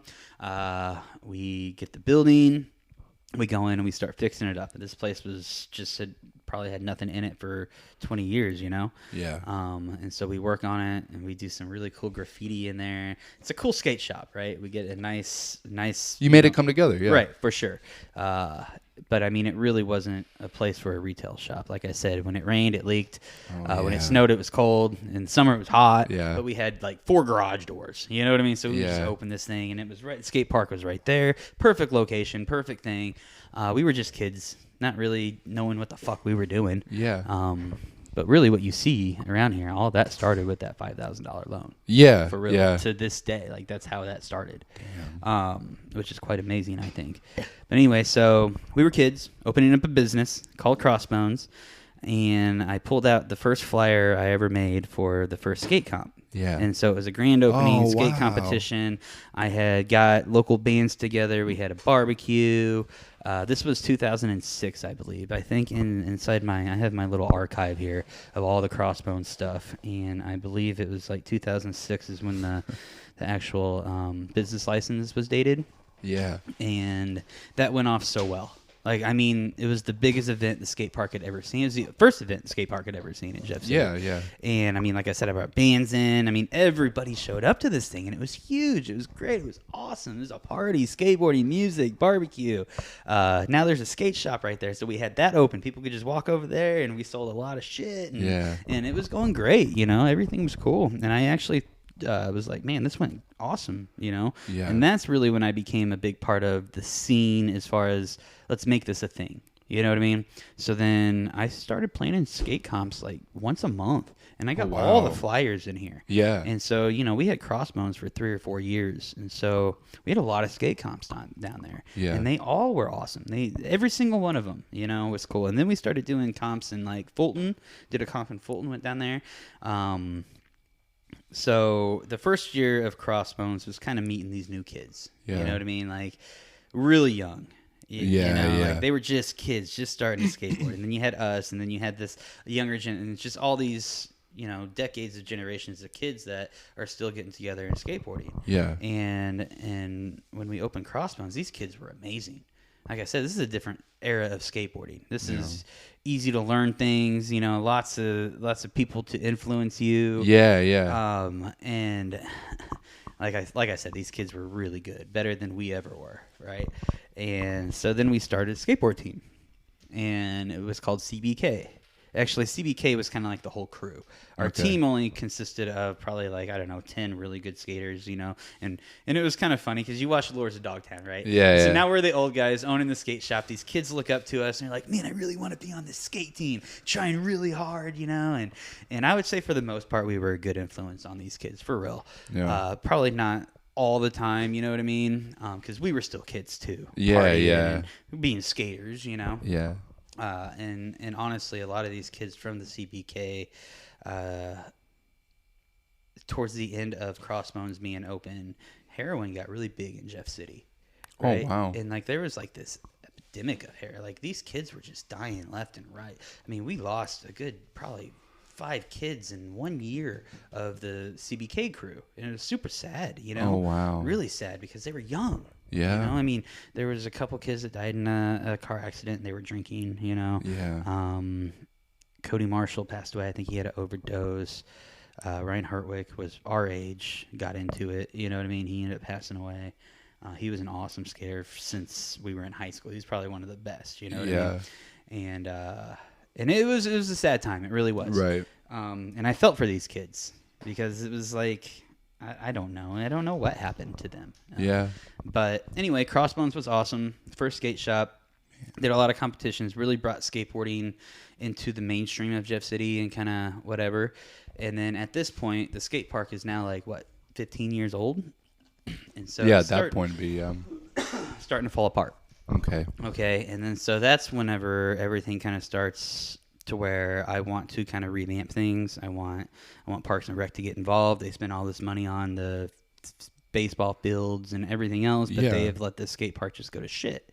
And it's getting dangerous too, you know, chunks of concrete missing and stuff like that. Crossbones made it for about, I don't know, 3 to 4 years. By the end of it, it was kind of just me down there.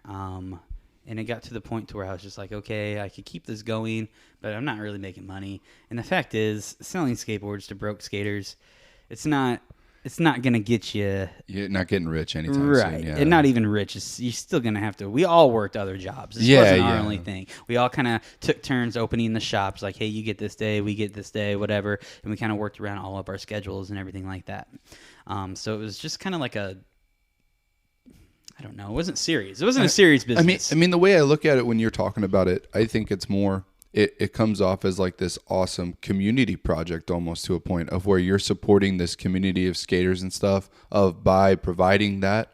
But like none of you guys were ever in it to be like, we're going to be the next like you're talking about Girl or Santa Cruz. Like we're not in it to do that. We're in it to provide a community for people. And I think that's even bigger than any type of, or that's success to me. And that's what it was. Crossbones, you ask these kids, any of these kids part of the CBK, and I mean, there was girls down there. They didn't skate or nothing. I mean, all the boys called them ramp tramps. Yeah. They were the girls that hung out at the skate park. But it was just a whole crew of kids, and I would say probably 75 to 100 of these kids that would just hang out at the skate park and just like Crossbones was their place to come and kind of have a safe place. Yeah. And towards the end of it, there was always fights down at the skate park, right? Even in their generation or whatever. Right. And then these kids would start running up to Crossbones. Like when the cops would come down to the skate park, they'd all come running up to Crossbones, right? And it's like, David, hey, we're still kids up here. We don't want them here. Yeah, you know what I mean? Like, don't be coming up here, kid. Get the fuck out of here. Yeah. Don't bring them in here.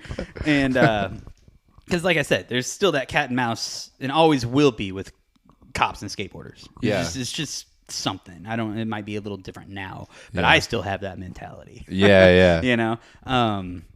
But yeah, no, these kids, it was kind of it was a thing, you know what I mean? Like they had their own little gang, which started to kind of get a little crazy. Really did. These kids were crazy. We had one kid, he was a pyro. He actually went to school for pyrotechnics in Raleigh or whatever.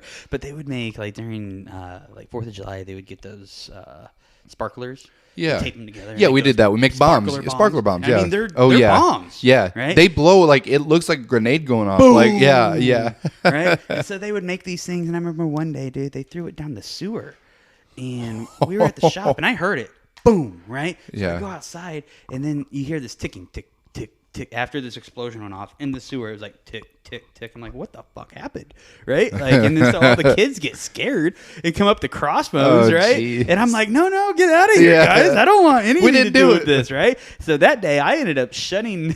I was like, I'm shutting down, because there was some sound coming from that sewer, and it went on for like 10 minutes. And I'm like, I do not want to be here when the cops get here. I don't want to have to be like, hey, it was this kid. I'm out of here, right? Yeah. So I shut the shop down and left or whatever. Dude, honestly, there's a lot of stories from Crossbones that really made these kids... I think they will remember it for the rest of their life. Yeah. This era of them being able to come down there. They had this gang. It was a lifestyle. It really was. It was like CBK. We made different shirts like every month. And competitions. And like I said, we would take these kids to different places as like a skate team and go skate. And like it was a crew, it was a thing. It was something these kids really looked forward to every single day. And I think that was the good influence on it. I think that behind the scenes, what we were doing as adults, young adults, I don't think we really let them see any of that. You know what I mean? I think that's the best part is that you weren't letting them. Right. And I think that maybe some of them knew we were kind of like, partying hard and, being 20-year-olds. Yeah. And, but I think for the most part, Crossbones, it helped a lot of kids. And it was kind of the safest place for them to go, for sure. Mm-hmm. I remember one snow day. This is a great story, dude. Yeah. And one snow day, we were bored down there. And I probably had like 10 kids in the shop. They got out of school, and I was like, "Yeah, man, we should make a bunch of snowballs, And we filled like 3 coolers up with snowballs, dude. And we brought them in. And I think there was a couple kids that put some like walnuts in the center. Oh, jeez. Right? And so we're all just sitting around waiting for the next kid to walk in the door, right? And like I said, the shop wasn't concrete floors. Like, you could throw snowballs in there. No, I didn't give a shit. Yeah, you know, yeah. like it was just a crap building, right? And it was Yeah. like half underground. And anyway, so no kids were walking in, right? And then so somebody was like, "Hey, let's just call Trey." And I love Trey, right? Yeah. And I'm like, "Okay, call Trey." "Hey, we're all down at Crossbones. You should come down here at snow days." "Oh, yeah, I'll be down there in a minute." Right? Little did he know, we had taken this giant cardboard box that you could fit like a human being standing upright in. I don't know what was in it or whatever, but we had taken it and put it on this pulley system, right? And we had this pulley over here, and it was right above the front door. So the plan was, they walk in the door, we drop this box on them, they get out of the box, and then we start throwing snowballs. Didn't know if it was going to work out like that. You know, usually it never does. You drop it too soon or whatever.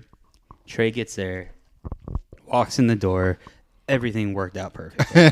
That box fell on him, trapped him. He rips it off. He's like, "What the fuck?" And the next thing you know, hundreds of snowballs hitting him, right? I think he got hit by one of those walnut ones. This is all on video, too. Like, Derek set up his video camera, and we were waiting, like just waiting. And I mean, it was hilarious until it escalated. I think one of those snowballs with the walnut hit him in the head, and he got pissed, dude. Next thing you know, him and Derek are fighting, rolling around on the ground, like my shelves are falling over. And finally, I'm like, okay, I'm the adult here. Yeah. I step in, "Hey, stop fighting, whatever." And they got pissed off, and they were pissed off at each other for months because of this, right? And then he posted it to, I think YouTube just started. Oh, honestly. wow. Yeah. So he posted this video to YouTube, and it's hilarious. And honestly, if that video is still out there, I would love to have a copy of it. I don't know if you can even find it on YouTube anymore. Yeah. But it was hilarious. That's awesome. Dude. And this is like an everyday thing down there, right? Yeah. And these kids, they would, I don't know if they did this on purpose, but they would make I built a bench outside, kind of in between the park and the shop, and they would come out and hang out, and we had snacks and sodas, and so like we would pay these kids in snacks and sodas to clean up for us. Oh, okay. But I think that when we closed down, they came and they would just throw all their trash down out there when we were closed, and then the next day we would come in. It's trash. And it would be trash. And these kids knew we didn't want to pick it up. Yeah. And they were like, "Oh, we get free sodas and snacks." You know what I mean? Just come down here after school. They give us sodas. They give us snacks. And we just clean up our mess for them. And I think they had I don't know if they did or not, or if it was just an accident, or it just all worked out to where they just threw it on the ground and they didn't know. But I really do think that they knew. Yeah. Hey, we throw this on the ground, they're going to want us to. Yeah, right. Yeah. Right? And so we're going to get some free sodas and snacks out of cleaning this mess up, right? And I mean, these kids would just clean anything for us for a soda and a Little Debbie snack. You know? Yeah. It was crazy. Crossbones, man, what a cool place. It had no heat, had no air conditioning. We put a window unit in, which didn't really do anything because there was no insulation. I ended up we had it separated in two sections. I ended up building the half pipe in the other section, so we had like this little indoor ramp that the kids could come skate and on like rainy day or something. And the winters were really rough down there. Cold, you'd be in there just shivering. Yeah, I was gonna ask how'd that work. Like, what were people still at the skate park when it was like super cold out and stuff? Dude, these kids came there every day. Every day, even if they weren't skateboarding, even if there was snow on the ground. You know what I mean? Like if we were open at Crossbones, they were there, dude. Yeah. And like I said, I had that ramp in the back to where they could do a little skating. I mean, it was tiny little 2-foot. There wasn't much room. It's something though. But what I did is I had an uncle. He was like, "I have this old wood stove. Do you want it?" I'm like, "Well, yeah, let's do that." Oh, yeah. So I brought this wood stove in there, and I ducted it out the roof. And for a whole winter, and I had a lot of broken skateboards, right? Because the kids would come up with their broken boards, and they would leave them there. And I would build stuff out of broken skateboards. I would make benches, picnic tables, and all sorts of cool stuff out of broken skateboards. Well, one winter when I had this wood stove, I literally heated that whole shop. All winter with broken skateboards. I had that many, and I still have hundreds of broken skateboards. Oh, wow. That I still saved because I still like making benches and making things out of them. I just don't have really the time anymore to do that. So I still have them all sitting there. But yeah, no, we heated that shop one winter with just skateboards. It was crazy. That's fucking Maybe cool. a couple pieces of wood every once in a while. You know? It was a rough place. It is now a mechanic shop. When we left that place, we actually kind of painted over all of our graffiti so nobody could come in there and do what we had done. You know what I mean? Like nobody's going to take what it just wasn't working out anymore, you know? Like we were all busy getting into careers and stuff like that. Like Jeremy he's a hairstylist, and actually all four of us, we all own businesses still. Oh, and we're all wow. doing really well too. With That's those awesome. businesses, right? Yeah. So we did separate. You know what I mean? Kind of go do our own thing. But that was your starter point. That was our starter point. Yeah. And I honestly, I'm gonna say I think we all learned a good lesson about partnerships. You know what I mean? Yeah. Like we, for the most part, all still talk. Definitely me, Aaron, and Jeremy. But we're all doing great now. We all have our own businesses and stuff like that, and we learned a lot from that for sure. Okay. It's hard doing partnerships because not everybody puts in what, you know what I mean? Like partnerships are just hard. And so that I learned that one rule, and I'll never do that again. It all went great. You know? think everybody, you hear about businesses. It's really hard to have a business with your best friends. Like it's just hard. Like you got to separate. That's in the Army. We have a huge issue of you want to be friends with everyone you work with, but there is a rank structure, and like that's really hard to separate if you haven't dealt with it. Like, on a friend level too, even harder. Right, 100%. Like I'm yelling at you for 1 minute, and then I'm like, okay, we're chilling now. You don't want that confrontation with your friend. You know you never. No, you don't want to lose that friendship over, like you said, serious shit. Yeah, but you also want productivity, but you also want cohesion. So it's hard. Right. And so that was definitely a stepping stone for all of us. That was our first business. We learned a lot with it. And we all kind of went in our own direction and did our own thing. Yeah. At this point, I was tattooing more. I actually got a hold of a actual tattoo machine, and then my tattoos started getting better, blah, blah, blah, blah, blah. And so that was the kind of the direction I was going in, right? Yeah. And then, so that's a whole nother story. I can get into tattooing and stuff because it's all part of the whole business thing after Crossbones. Yeah. So then I was partnered in a tattoo shop, and this was Jeff City. Tattooing was illegal.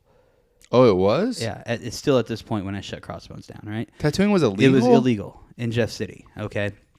And then a guy named Mark Pullum, something like that. He didn't tattoo, but he was in the industry from like Florida or something, right? Oh, okay. And he knew some big players or whatever, and he ended up in Jeff City somehow. And it's like, what do you mean tattoo shops are illegal? Well, we're going to change this. Yeah. You know what I mean? And so... Was that just one of those old laws that stayed around for a long time? Strip clubs, tattoo shops. They didn't want to bring the riffraff into town, keep it clean. What the Jeff fuck? City just sucks. I still to this day hate Jeff City. That's fucking crazy. Tattooing illegal. Yeah. And this is like 2005 or some shit. Like, what the fuck? God, this is probably 2008. Oh, my God. No, it was 2009 because I opened the Nook in 2010. Yeah. And that was the first year of it.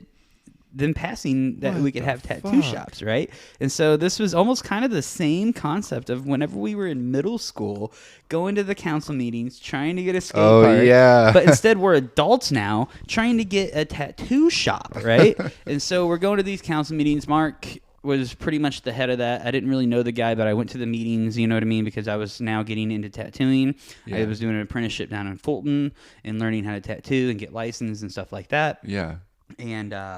And so basically Mark was willing to take this to a supreme level, right? They weren't going to pass it. Yeah. And then Jeff City kind of realized, okay, well, if they take it to that level, that's unconstitutional, right? Yeah. So no matter what, they're getting their tattoo shops. Yeah. So Jeff City comes out and they're like, well, we're going to put our own regulations out there. So now Jeff City's the only city in the state of Missouri that has its own regulations for tattooing. And so these rules were... You have to be closed by 9 o'clock. You can't have fluorescent signs. What? You can't tattoo minors, even with parents' consent. Like all these stupid rules. Yeah. Right? Like just they did not want us there. They Yeah, didn't want, yeah. They Yeah, didn't it want, was- They wanted to make it hard, Yeah.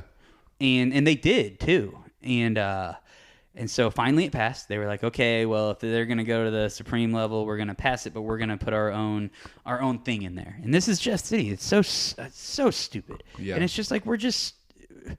Basically, you could go to Yo-Yums at 10 o'clock and get some yogurt as a 9-year-old, but as an adult, you can't go get a tattoo. Yeah. Like, it's just crazy, right? That's one of the biggest reasons why I left Jeff City. Yeah. Because anywhere else in the state, you just have to abide by state regulations, which is so much easier than all those stupid little things in Jeff City. Big reason why this shop is here right now, honestly. So I opened the Nook. I'm going to go ahead and skip the first tattoo shop that I helped open in Jeff City, just because that's a lot of negative energy, and I don't like negative energy and people and whatever. Anyway, so I opened the Nook. right? And it was basically a full-fledged skate shop. Yeah. It was everything I had from Crossbones, brought all the stuff over there, and it looked way different at the beginning of the Nook stage. Like, you walk into that building, it looked like a skate shop. Okay. Right? You couldn't even tell it was a tattoo shop. My tattoo room was in the other room. Yeah, yeah. And it was more just a skate shop. And that was cool. You know, I threw a couple competitions as the Nook, but it was a tattoo shop, right? Do you think the having the tattoo with it probably helped as far as like financially, like keeping it running and stuff going? Yes. Like, okay. There was no money in selling skateboards to kids. Right. Like every once in a while, they would come in with their parents on the weekends and throw down maybe $150 on a complete. Right. But there's really it's no Jeff money. City. The population's not there either for you know. And there was a capita good skate skaters. scene, but it wasn't big. You know, you're not gonna make money, right? And that's why you don't see a skate shop in Jeff City still to this day.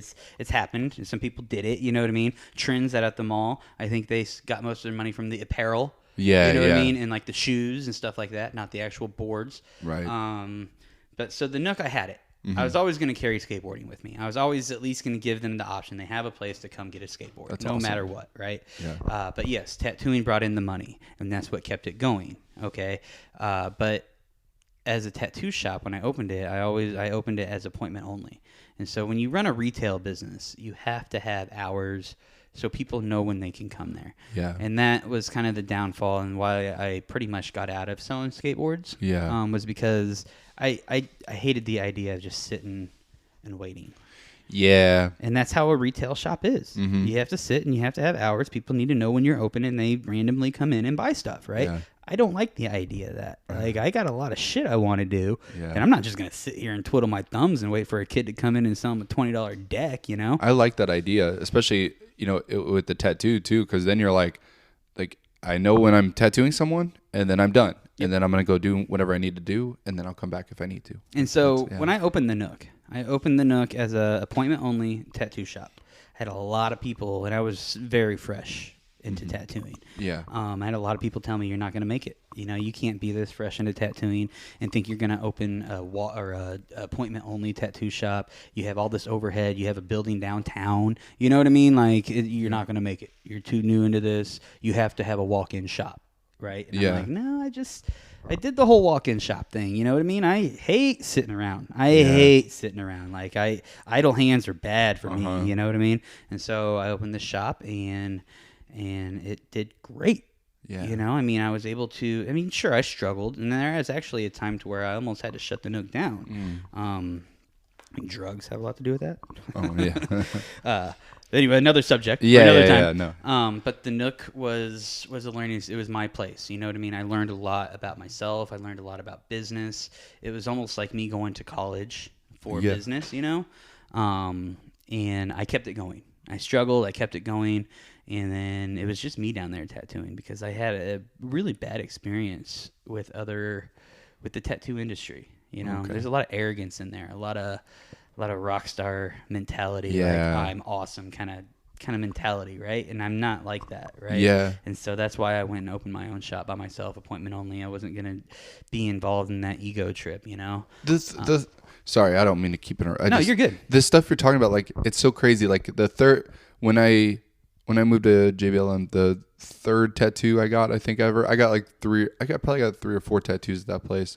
I'm not gonna say their name, but like it really don't matter. But they had that mentality when I would go in there of like they thought they were the hottest shit in the world, and it was like, you know, you're running on our time. We're the tattoo artist, and I'm like, first of all, this is still a business where like I'm a customer, but secondly, like you're running a tattoo parlor out of this tiny place next to a $1 Chinese food. And you're in Tacoma, Washington. You're not even in Tacoma. Like, calm the fuck down a little bit. Who are you? Yeah, like you're not that cool. Yeah. Man. And I've never placed myself on that platform to where. And honestly, here's the thing: with that industry, it is really easy to get a big head.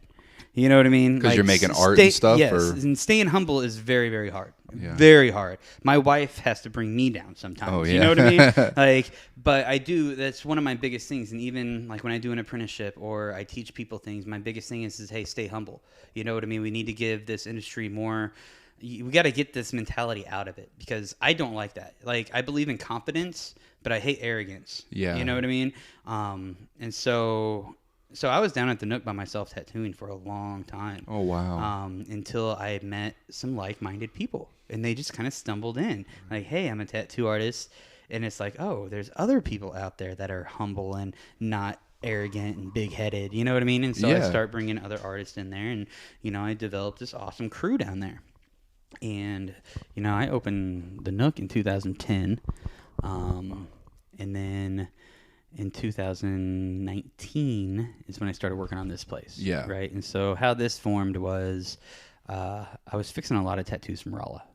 Oh, really? Okay? Yeah. And I'm like, man, and then I started following the shops, and I'm like, dude, they're busy, you know what I mean? But they're putting out shit work. Yeah. And I mean, I'm not here to talk shit or anything, but I was like, I'm going to open a tattoo shop in Rolla in like the next 5 years. It's like my 5-year plan. I'm going to have the Nook. Oh, so you plan on Rolla? Yeah. Yeah. And so I'm going to have the Nook, and then I'm going to open another shop here, and I'm going to kind of go back and forth, because at this point we had moved to Freeburg out of Jeff City to get into the country. Yeah. And then once we had that fill, it was like, oh man, I love it out here. I'll never live in the city again. Yeah. And I just started changing in that aspect really a lot, and really getting into nature and hiking and finding my inner self, right? And changing a lot, not really still sticking to my main fundamentals of who I am, skateboarding, punk rock, all this stuff, but learning to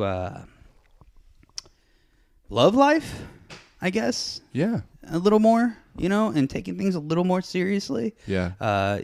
Plus, you're older. You have a lot invested. You have your own business. You have more to lose. You know what I mean? Yeah. And so it's like, man, I've worked really hard to get here. I don't want to lose it. So then you start thinking of things of how you're going to change to become a person and you just grow. It's growth, Yeah. It's amazing where life can take you. Like I said, I'd never imagined opening a tattoo shop in a town of 600 in the middle of nowhere and it actually doing well. Yes. So the skate shop, I kind of got rid of it. Right, I changed the shop, and I made me a little like drawing area, and started getting rid of the skateboards slowly, and like basically my skate selection just like would dwindle down every year. And finally, it got to the point I had one rack, I had one shelf of Chuck's wheels, just certain brands, right? And I mean, the kids were still coming in and buying stuff from me. Actually, from Crossbones to the Nook, I had a shed in my backyard that I still had my business license, so I moved it over to my house, right? And I actually put all this shit in my shed. Yeah. And I had a little skate shop out of this shed in my backyard, right? And so the kids that knew me, they'd still come over and get stuff. It wasn't like really spoke about. And then the Nook was kind of the skate shop. And then, like I said, I just kind of learned that you're not gonna go very far selling skateboards only, unless you get into shoes and apparel and stuff like that. Yeah. But when you get into that, it's not. That's then more it's about not money. skating. Yeah, then it's not skating, really. Right. Yeah. It's more about money, right, at that point. And for me, it's always been about skateboarding. Give these skaters a place to get a product cheaper than they could get it online at or like the mail-in CCS catalogs and like literally catalogs that would come to your house. And order. The CCS was like the first skate. This was before the internet. You could just get on a website. Like, you got this awesome catalog sent to your house, everything in it, and you could just buy anything you wanted right there. You didn't have to leave, right? You just fill out what you want, and CCS sends it to you. And CCS is still around. I don't know if they're still doing like catalogs. It's probably all online and shit now, but it's crazy. Were you able to balance still getting out and skating a lot as you opened the Nook and stuff, and like going through all that growth? So I broke my first bone when I lived in California. Oh, okay. Okay, that's when I started breaking, right? Yeah. So then I spent a lot of time in casts after that point, and on crutches. I've had 5 knee surgeries, all from skateboarding. Skateboarding's done a lot of damage to me, and I still love it. I don't know what. I should hate it. And actually, I'm on a knee injury right now. Oh, okay. Because I went to the skate park. I had my buddy, we call him Old School Joe. He was actually a huge part. Let's just go into Old School Joe for a minute. Yeah. He was a huge part of Crossbones.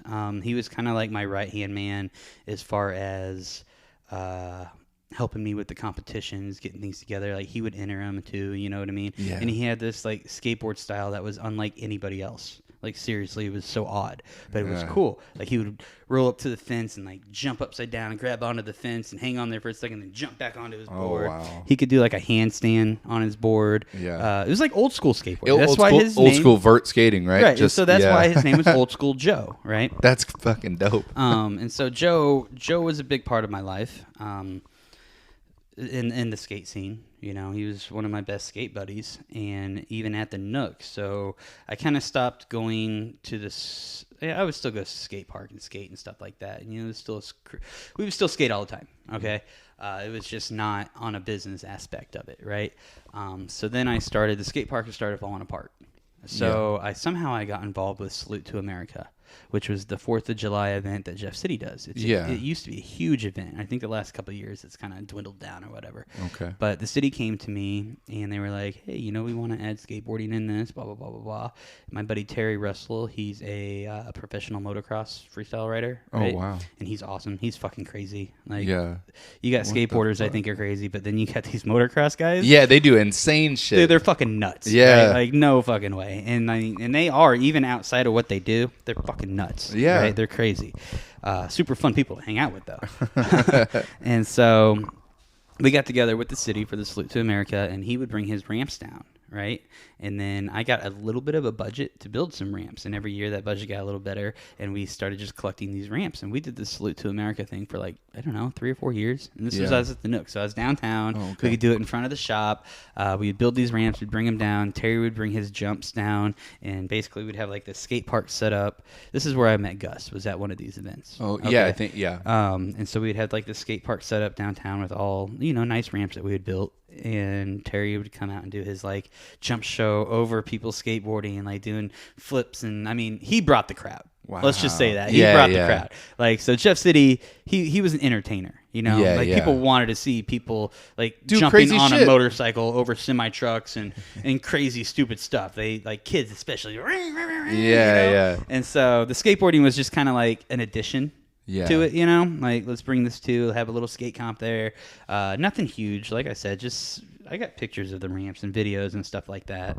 But it was just me still wanting to be involved in the skate community, right? Yeah. I'm not selling skateboards really at this point. I'm just trying to keep the skateboard scene alive, right? Okay. And then that's whenever the park starts to deteriorate, right? I mean, it's been 15 years, over a decade. The park's been there. They're not taking care of it, not once. You know what I mean? Yeah. They'd shut it down a couple times because somebody would go in there and tag. When I was younger and in high school, I actually got arrested a couple times for breaking into the skate park because somebody would go and graffiti it. They would lock the fence. And then, of course, me, I'm like, fuck that. I'm here to skate. I'm breaking in. I'd climb the fence and skateboard. I got arrested a couple times for that. Oh, shit. So skateboarding was still a crime. Yeah. Even at the skate park. And so, I started doing these events, and then I started talking to Parks and Rec. And I'm like, hey, listen, the skate park needs some work. It's dangerous out there. And I really wanted to expand the skate park to the other side, where the original where the tennis court was. Where the original side that they let us put ramps on, right? 2 decades ago. And the director at the Parks and Rec, he hated the skate park. And I had probably a good 5 meetings with him, and I kept trying, and at one point I'm like, well, fuck them, I'm just going to do it on my own. I'm going to raise my own money, and I'm going to do this on my own if they're not going to help me, right? And then that was just really hard, to get people involved. I was making shirts and trying to sell them, trying to raise money. I kind of forgot about Riot Skateboard, so I started my own skateboard company called Riot Skateboards, right? And this was at the Nook era, kind of around the whole same time. And I was still selling skateboards and stuff, right? Yeah. But instead of doing a skate shop, I wanted my own skateboard company. And I'm like, well, if I'm going to do this, and it was me and Old School Joe and Tim Marie. And he's an awesome dude, too. I would love to go into more about him and his son. Yeah. His son, Manny, when we first opened Crossbones, he was 5 years old.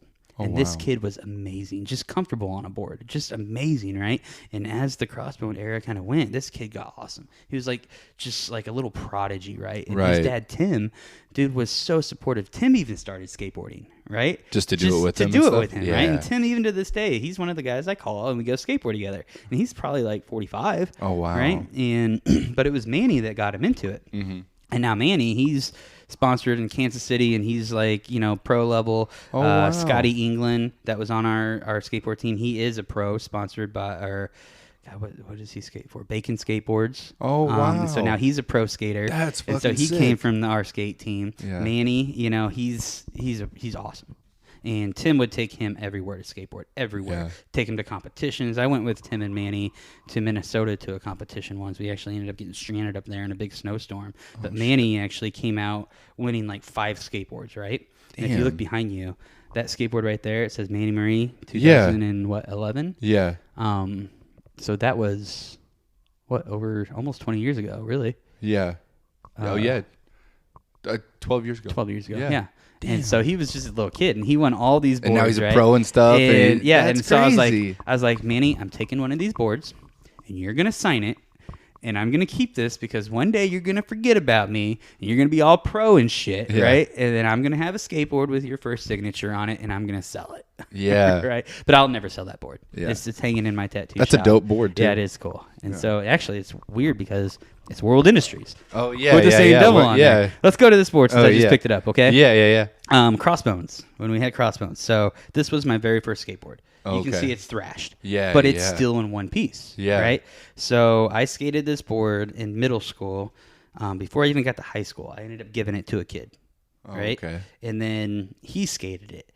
And I can't remember all these names, right? He ended up giving it to a kid, right? And then so I think I was in 9th grade. I saw somebody with this board, and I'm like, oh, cool. It's still, I can't believe it hasn't broken yet, right? Yeah. Like, skateboards break. Yeah. And so that was, I saw that board in 9th grade, and then it got handed down, maybe even sold a couple times, right? Yeah. And you can see there's no tail, no nose. Like, this is just No, a it's flat flat board. board, It's fucking yeah. thrashed, right? Crossbones.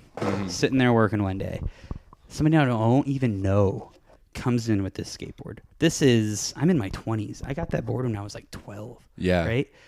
Didn't even think about that board ever again. This guy brings this board into me and says, hey, I heard this was your first skateboard. And I'm just like, how the hell did that skateboard make it back to me in one piece? Like, it was just amazing. So that's awesome. a crazy story about that board. It's probably gone through 20 kids at different ages, and it made its way back to me in one piece. It's sick because it's like thrashed to shit, but it's still in one piece. Yeah, though. it blew my mind. I didn't even know this guy. And he was like, in my head, I'm like, well, how do you even know? Like, literally, it's almost been 2 decades since I had this board. And, like, how is my name even still attached to it, right? It's got a lineage to it. Right, and it was. And so now I have my very first original skateboard right there in one piece. And it's crazy. That's that story. That's why I brought that in. No, that's sick, though. It's insane how that board made its way back to me. That's fate right there, man. Yeah. That's fate. Where was I? Downtown. You were running the Salute to America Yeah. thing, trying to get the park revamped and stuff. And so, again, I love music, and I think music and skateboarding goes hand in hand. So we started, getting the local bands to the Salute to Me. We had our own stage, actually. So they had their main stage, right? Yeah. And they gave us our own stage, and I would get these local bands that had a punk rock band, which there's not a lot of punk rock bands in Jeff City. Yeah. But the 4 Skeevy dudes do like this punk rock ska kind of thing. Yeah. They get together every once in a while. They actually played at my 10-year anniversary at the Nook. Oh, I had okay. a little thing in front of the Nook and brought them in. They played or whatever. Yeah. And so I brought these bands in, did the skateboard thing, and I tried. I really did try to get the scene going more, but at this point I was more a tattoo artist. Yeah. Right? That's just where I went. Okay. I still skateboard, but it's more of just my thing now. This is my soul. I'm just gonna go out and skateboard for me. I've always traveled in skateboarding. It's actually been kind of a goal since I was young.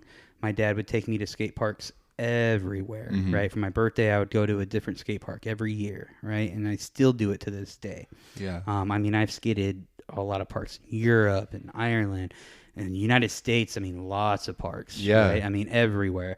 And so this map that you're looking at, that's now places I've been. But at the Nook, I had a map of just skate parks I've been to. Oh, and damn. that was filling up, right? That's cool. And so I was like, man, I'm just going to get rid of this and just places I've been, right? Yeah. But yeah, the pins were filling up. And Yeah. Dad would take me everywhere. Just like tour skate parks for real. We went to Costa Rica one time, and we ended up at this place because of the skate park. I found this skate park in the middle of a jungle, right? And so me and my wife, we vacationed to Costa Rica, and we got this little bungalow on the beach or whatever, and we ended up finding ourselves in Lake Arnold, Costa Rica. If you've never been there, I've been to a lot of places. coolest place I've ever been in my life. Yeah. Right. I would move there. And so I find the skate park, and it ended up being this like brewery, right? Oh, okay. Self-sufficient brewery. So Lake Arnold is under the Arnold volcano in the jungle, rainforest kind of place, right? Okay. And we find this place, and the skate park, they built their own skate park, right? At this self-sufficient brewery. Solar, like completely self-sufficient, out in the middle of the fucking jungle rainforest, right? Yeah. And it's super cool. And so we ended up staying there for like 3 days. We had a place somewhere else. Yeah. We're like, no, this place is so cool. We met the locals. They took us around. They took us to a hot river. Like, you got hot springs, right? Yeah, And I'm sure you lived in Colorado and Washington. Yeah. You've been to hot springs, Yeah. right? Super cool. Love hot springs. This was a hot river coming out of the volcano. And I mean, just flowing water at 8 degrees. And so the locals go there. And so usually the tourists, they go pay money to go sit in these little pools or whatever that they filter the water over to. Well, we met the local skaters, right? And they're like, no, we're going to take you to this special place. And we get there. It's literally like a troll under a bridge, right? Yeah, And yeah. it's like this guy comes out with his orange suit, and they're like, okay, you need to tip this guy to watch your car, right? It's not official or anything, Yeah, right? it's a thing, but it's though. like, if you tip him, he'll make sure your gringo ass doesn't get robbed, right? Yeah. Because, you know, Yeah, white 100%. people down in Costa Rica, whatever, and like vulnerable, not whatever, you got money, or Yeah, they yeah. think you do anyway, right? Yeah. So we pay this like troll guy, a little old man, give him a couple bucks, watch our car, and we go to this river. We walk up, and all the locals are there, and so it's like,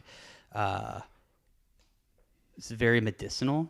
So like in the jungle and the rainforest, there's all these medicinal plants that grow in there, right? Yeah. Well, now all these roots are touching this like 108-degree water, right? And so you have all these. It's like you're sitting in this medicinal tea water. Yeah. Right.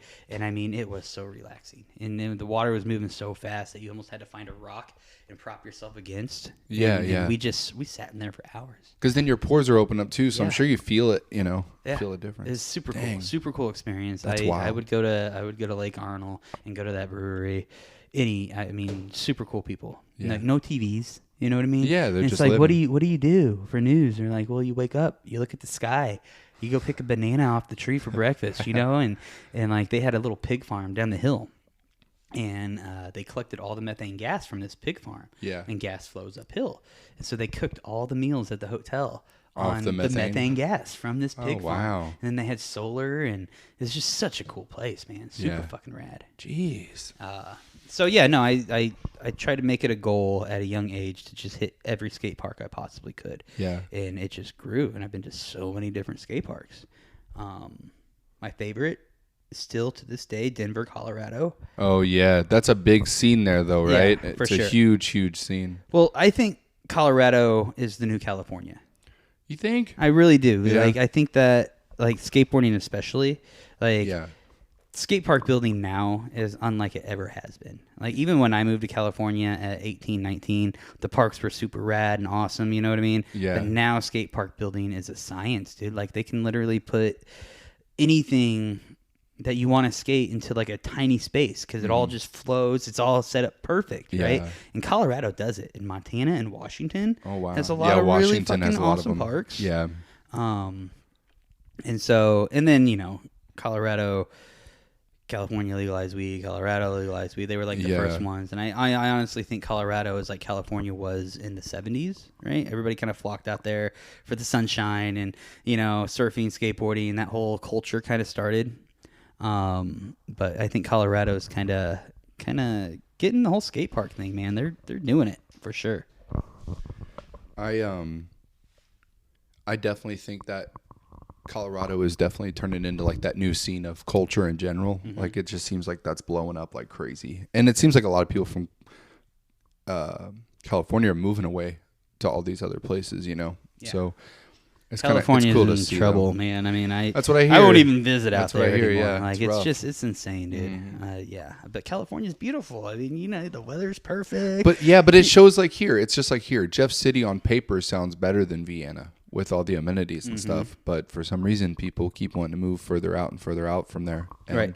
That's on a micro scale, you know. Right. On those massive scales, it's Same thing. the same thing. It's the you same know? thing. Yeah, absolutely. And that's just because I think people are just, the world's heavy right now. Yeah.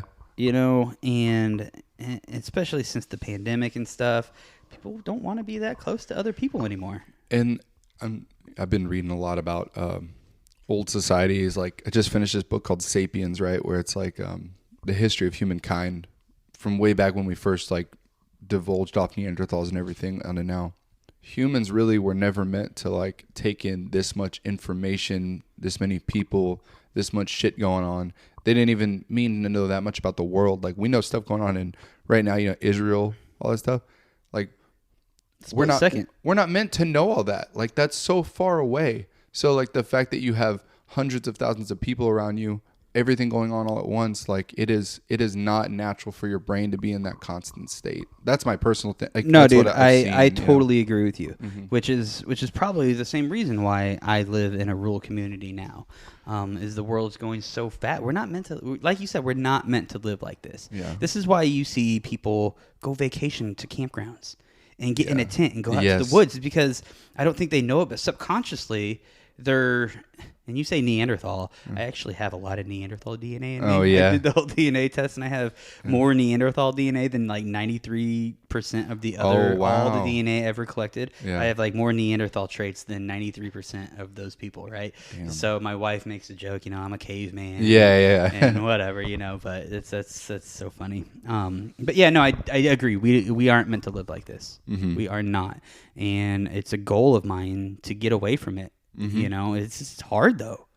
No, I do enjoy the modern day stuff. I enjoy getting on my motorcycle and taking a ride. Yes. I enjoy going out to eat when I want to. Yeah, I like Five Guys. I like all these, like I like going to the movies, but like there's something so ethereal about being just out there with nothing around you. Yeah, no, and that's where I go to calm down. I go find like a river or a water source, because whenever life gets going so fast, right? And it seems like the older you get, it seems like the faster the world's spinning, right? And like time is just like, God, where is my time? Yep. I'm doing all this, but I just have no time, but here's the thing. If you go all by yourself, just sit down next to a creek and just listen, right? The world's still spinning at the same pace, man. Yeah. Like it's just out there. It's not spinning really, really fast. And honestly, that's what we're meant to. We are the only animal on this planet that lives the way we live. 100%. I don't know if that's a blessing or a curse or what, but it's kind of crazy. It's insane that we're conscious enough to understand that the world's moving like it is, and that we see all this stuff going on around us, and at a certain point in our life, we're able to examine it and love it, and other points we completely ignore it and stuff. So it is what it is, I guess. It's scary to see where it's going, condition. especially now. It's like you got like all this AI stuff coming out, and and like even art is under it's in trouble because this AI can create way better shit than they can write books, write songs, write lyrics, make pictures, make paintings, anything. I didn't know about the SAG-AFTRA. They're the actors that are, or the Writers Guild, the ones that are protesting right now. I learned that they're only protesting because they are asking it to be put down that studios cannot use AI generated scripts, and they can't use digital renditions of actors for movies, because at a certain point, I think they did that with when Paul Walker died. Okay. That was a while back. They just used renditions of him and clipped together like 10 seconds, enough to finish the movie. Brought him back to life. Yeah. Now they can make a whole movie with someone based on what their stuff is, and they had those rights built in to take that, and now that's all they're fighting for. And I'm like, that's like reasonable to argue. Like, don't take away people's jobs of like that. It's the same for like, eventually they're going to be able to do probably tattoo artists. They can make a robot do it with making original designs. They could do artists that can do better than Van Gogh. Now, is it going to be better? There's actually an AI program called Da Vinci for tattoo artists now. And, oh, really? And you literally just type in the subject and it makes you a completely original tattoo. Oh, I don't piece. like that. It's insane, dude. Like and but it looks good. Yeah, but it's perfect. But it's like, that's the whole fun part of, I think that's what exhilarates some people about going to get a tattoo. Right. Like, what if it turns out shitty? Like, oh, well, it's that's art. The risk, And it's in the eye of the beholder. You go to different tattoo artists for different styles and everything like that. And then even you're talking about them taking what's his name and finishing the movie off of him and stuff like that. The scary part is now you can intertwine that with politics, and you can make someone look like they're saying something, and it's not even them. Yep. You know, and it's scary. I'm definitely scared for the future, but I do feel comfortable living in Vienna. Yeah, I don't think AI is getting out here pretty soon. Like even during the pandemic, it was almost kind of like we were in this kind of little community where nobody gave a shit. No, and no. it was like the rest of the world's in all this chaos. And if I didn't get on social media or watch the news, and if I just went and walked around Vienna, I wouldn't know any of it was going on. And it was, I don't know if it was a fake sense of security because all this stuff was really happening. Yeah. Right. But here it wasn't. And I appreciate that. I love it. Yeah. Made me love this place even more, for sure. Eric, I got to wrap it up because I got to get going. But I want to come back because we're going to revisit a couple things with you. I'd love to have you back on again. Awesome. But is there anything else you want to cover from your skateboard time? Well, I mean, since you were kind of directed to me from Gus, I just kind of want to say that it's weird how life takes you, and you never know who you influence in your life. So Gus came to the Nook at a point to where I was done. You know what I mean? I was done trying to do what I was doing, and he comes in, and he was a kid with all this motivation to kind of take it, right? Yeah. And I ended up giving him like the blueprints that me and Joe went and measured the whole skate park and had this whole plan and everything like that. We made the shirts, and we're trying to raise money, and it was just so hard that I was just done. I was like, I'm going to tattoo. I'm going to focus on myself, right? Yeah. And that's where kind of Gus came in, and he took it. And that's where everything started happening. So the new people got into Parks and Rec, new younger people, and he was able to go further than I ever was, right, with them. And he and, you know, a lot of the kids down there, Nate, and there was a lot of big players and all that to make that happen. And I commend them for that because I tried so hard, right? Yeah. And they were able to do it. And now we got all these new ramps down there. The park's in better condition than it has been in 2 decades. And yeah, I just want to say, you know, like I said, I listened to your guys' podcast, and Gus was saying how, you know, the road was already kind of paved for him, right? Yeah. And then that's where you came to me, and I'm like, okay, I want to give him the backstory of starting in 1996 of the Jeff City skate scene and how everything came to be. Yeah. And that's what today's episode was about, and they're still doing things down there. Skate parks, like I said, in better shape than it has been, and the skate scene in Jeff City is again kind of growing because of it, and I think that that's just awesome. I love to see not just motivation, right, or even just talking and thinking about things. I like seeing it. Yeah. Like there's not a lot of people out there that a lot of people will talk about things, right? Not a lot of people do it. Yes. And I love seeing that because I'm a doer, right? Yes. And so that drives me, and then it also makes me feel good because now you fast forward to, you know, and I'm going to go and say I'm only 39. All of my friends are now 40. Yeah. So I like to make it a point to say I'm only 39. But now I'm starting to, people are coming up to me, and I'm learning the influence I had on so many people. And it's just like they see me as a normal person, right? And I try to be a normal person. You talk to me like a normal person, you know what I mean? And they're like, yeah, no, you influenced me to do this or to do that. And so like there's at least 5 people I could think of that are now owning their own business in their 30s because they saw, hey, this guy can do it. He's just a normal guy. I could fucking do it. And that's true. You know what I mean? And so I love seeing that. It makes me feel good. That's it. It's good. Hell yeah. So, yeah. And I definitely appreciate you taking the time to listen to my stories. And like I said, I got notes that I didn't even touch on from middle school and stories like that. But skateboarding was a big part of my life, and it will always be. And so I'm glad I got to tell my side of that because honestly, I spent like an hour last night just trying to revisit memories from 30 years ago. Yeah. Right? And so if you see my notes, it's like I have a list, but then over here it's like, oh, well, this happened that year. Yeah. Oh, this happened that year. Oh, well, fuck. And so it's just a big jumbled mess, you know? So I appreciate your time. Yeah. You know, and I would love to continue talking about other subjects, you know? Yeah. If people like it or whatever. Yeah. You know, this is my first time on a podcast wearing headphones and speaking into a microphone. Yeah. I was really nervous at the beginning, to be honest. It's not Joe Rogan, but it's. I feel like I'm on Joe Rogan now. Yeah. No, it's fun. It's fun. Cool. I can't thank you enough, Eric. Guys, we'll definitely have Eric back on soon. Thank you. Please tell your friends, do whatever. Thanks for listening. We'll see you guys next time. Peace.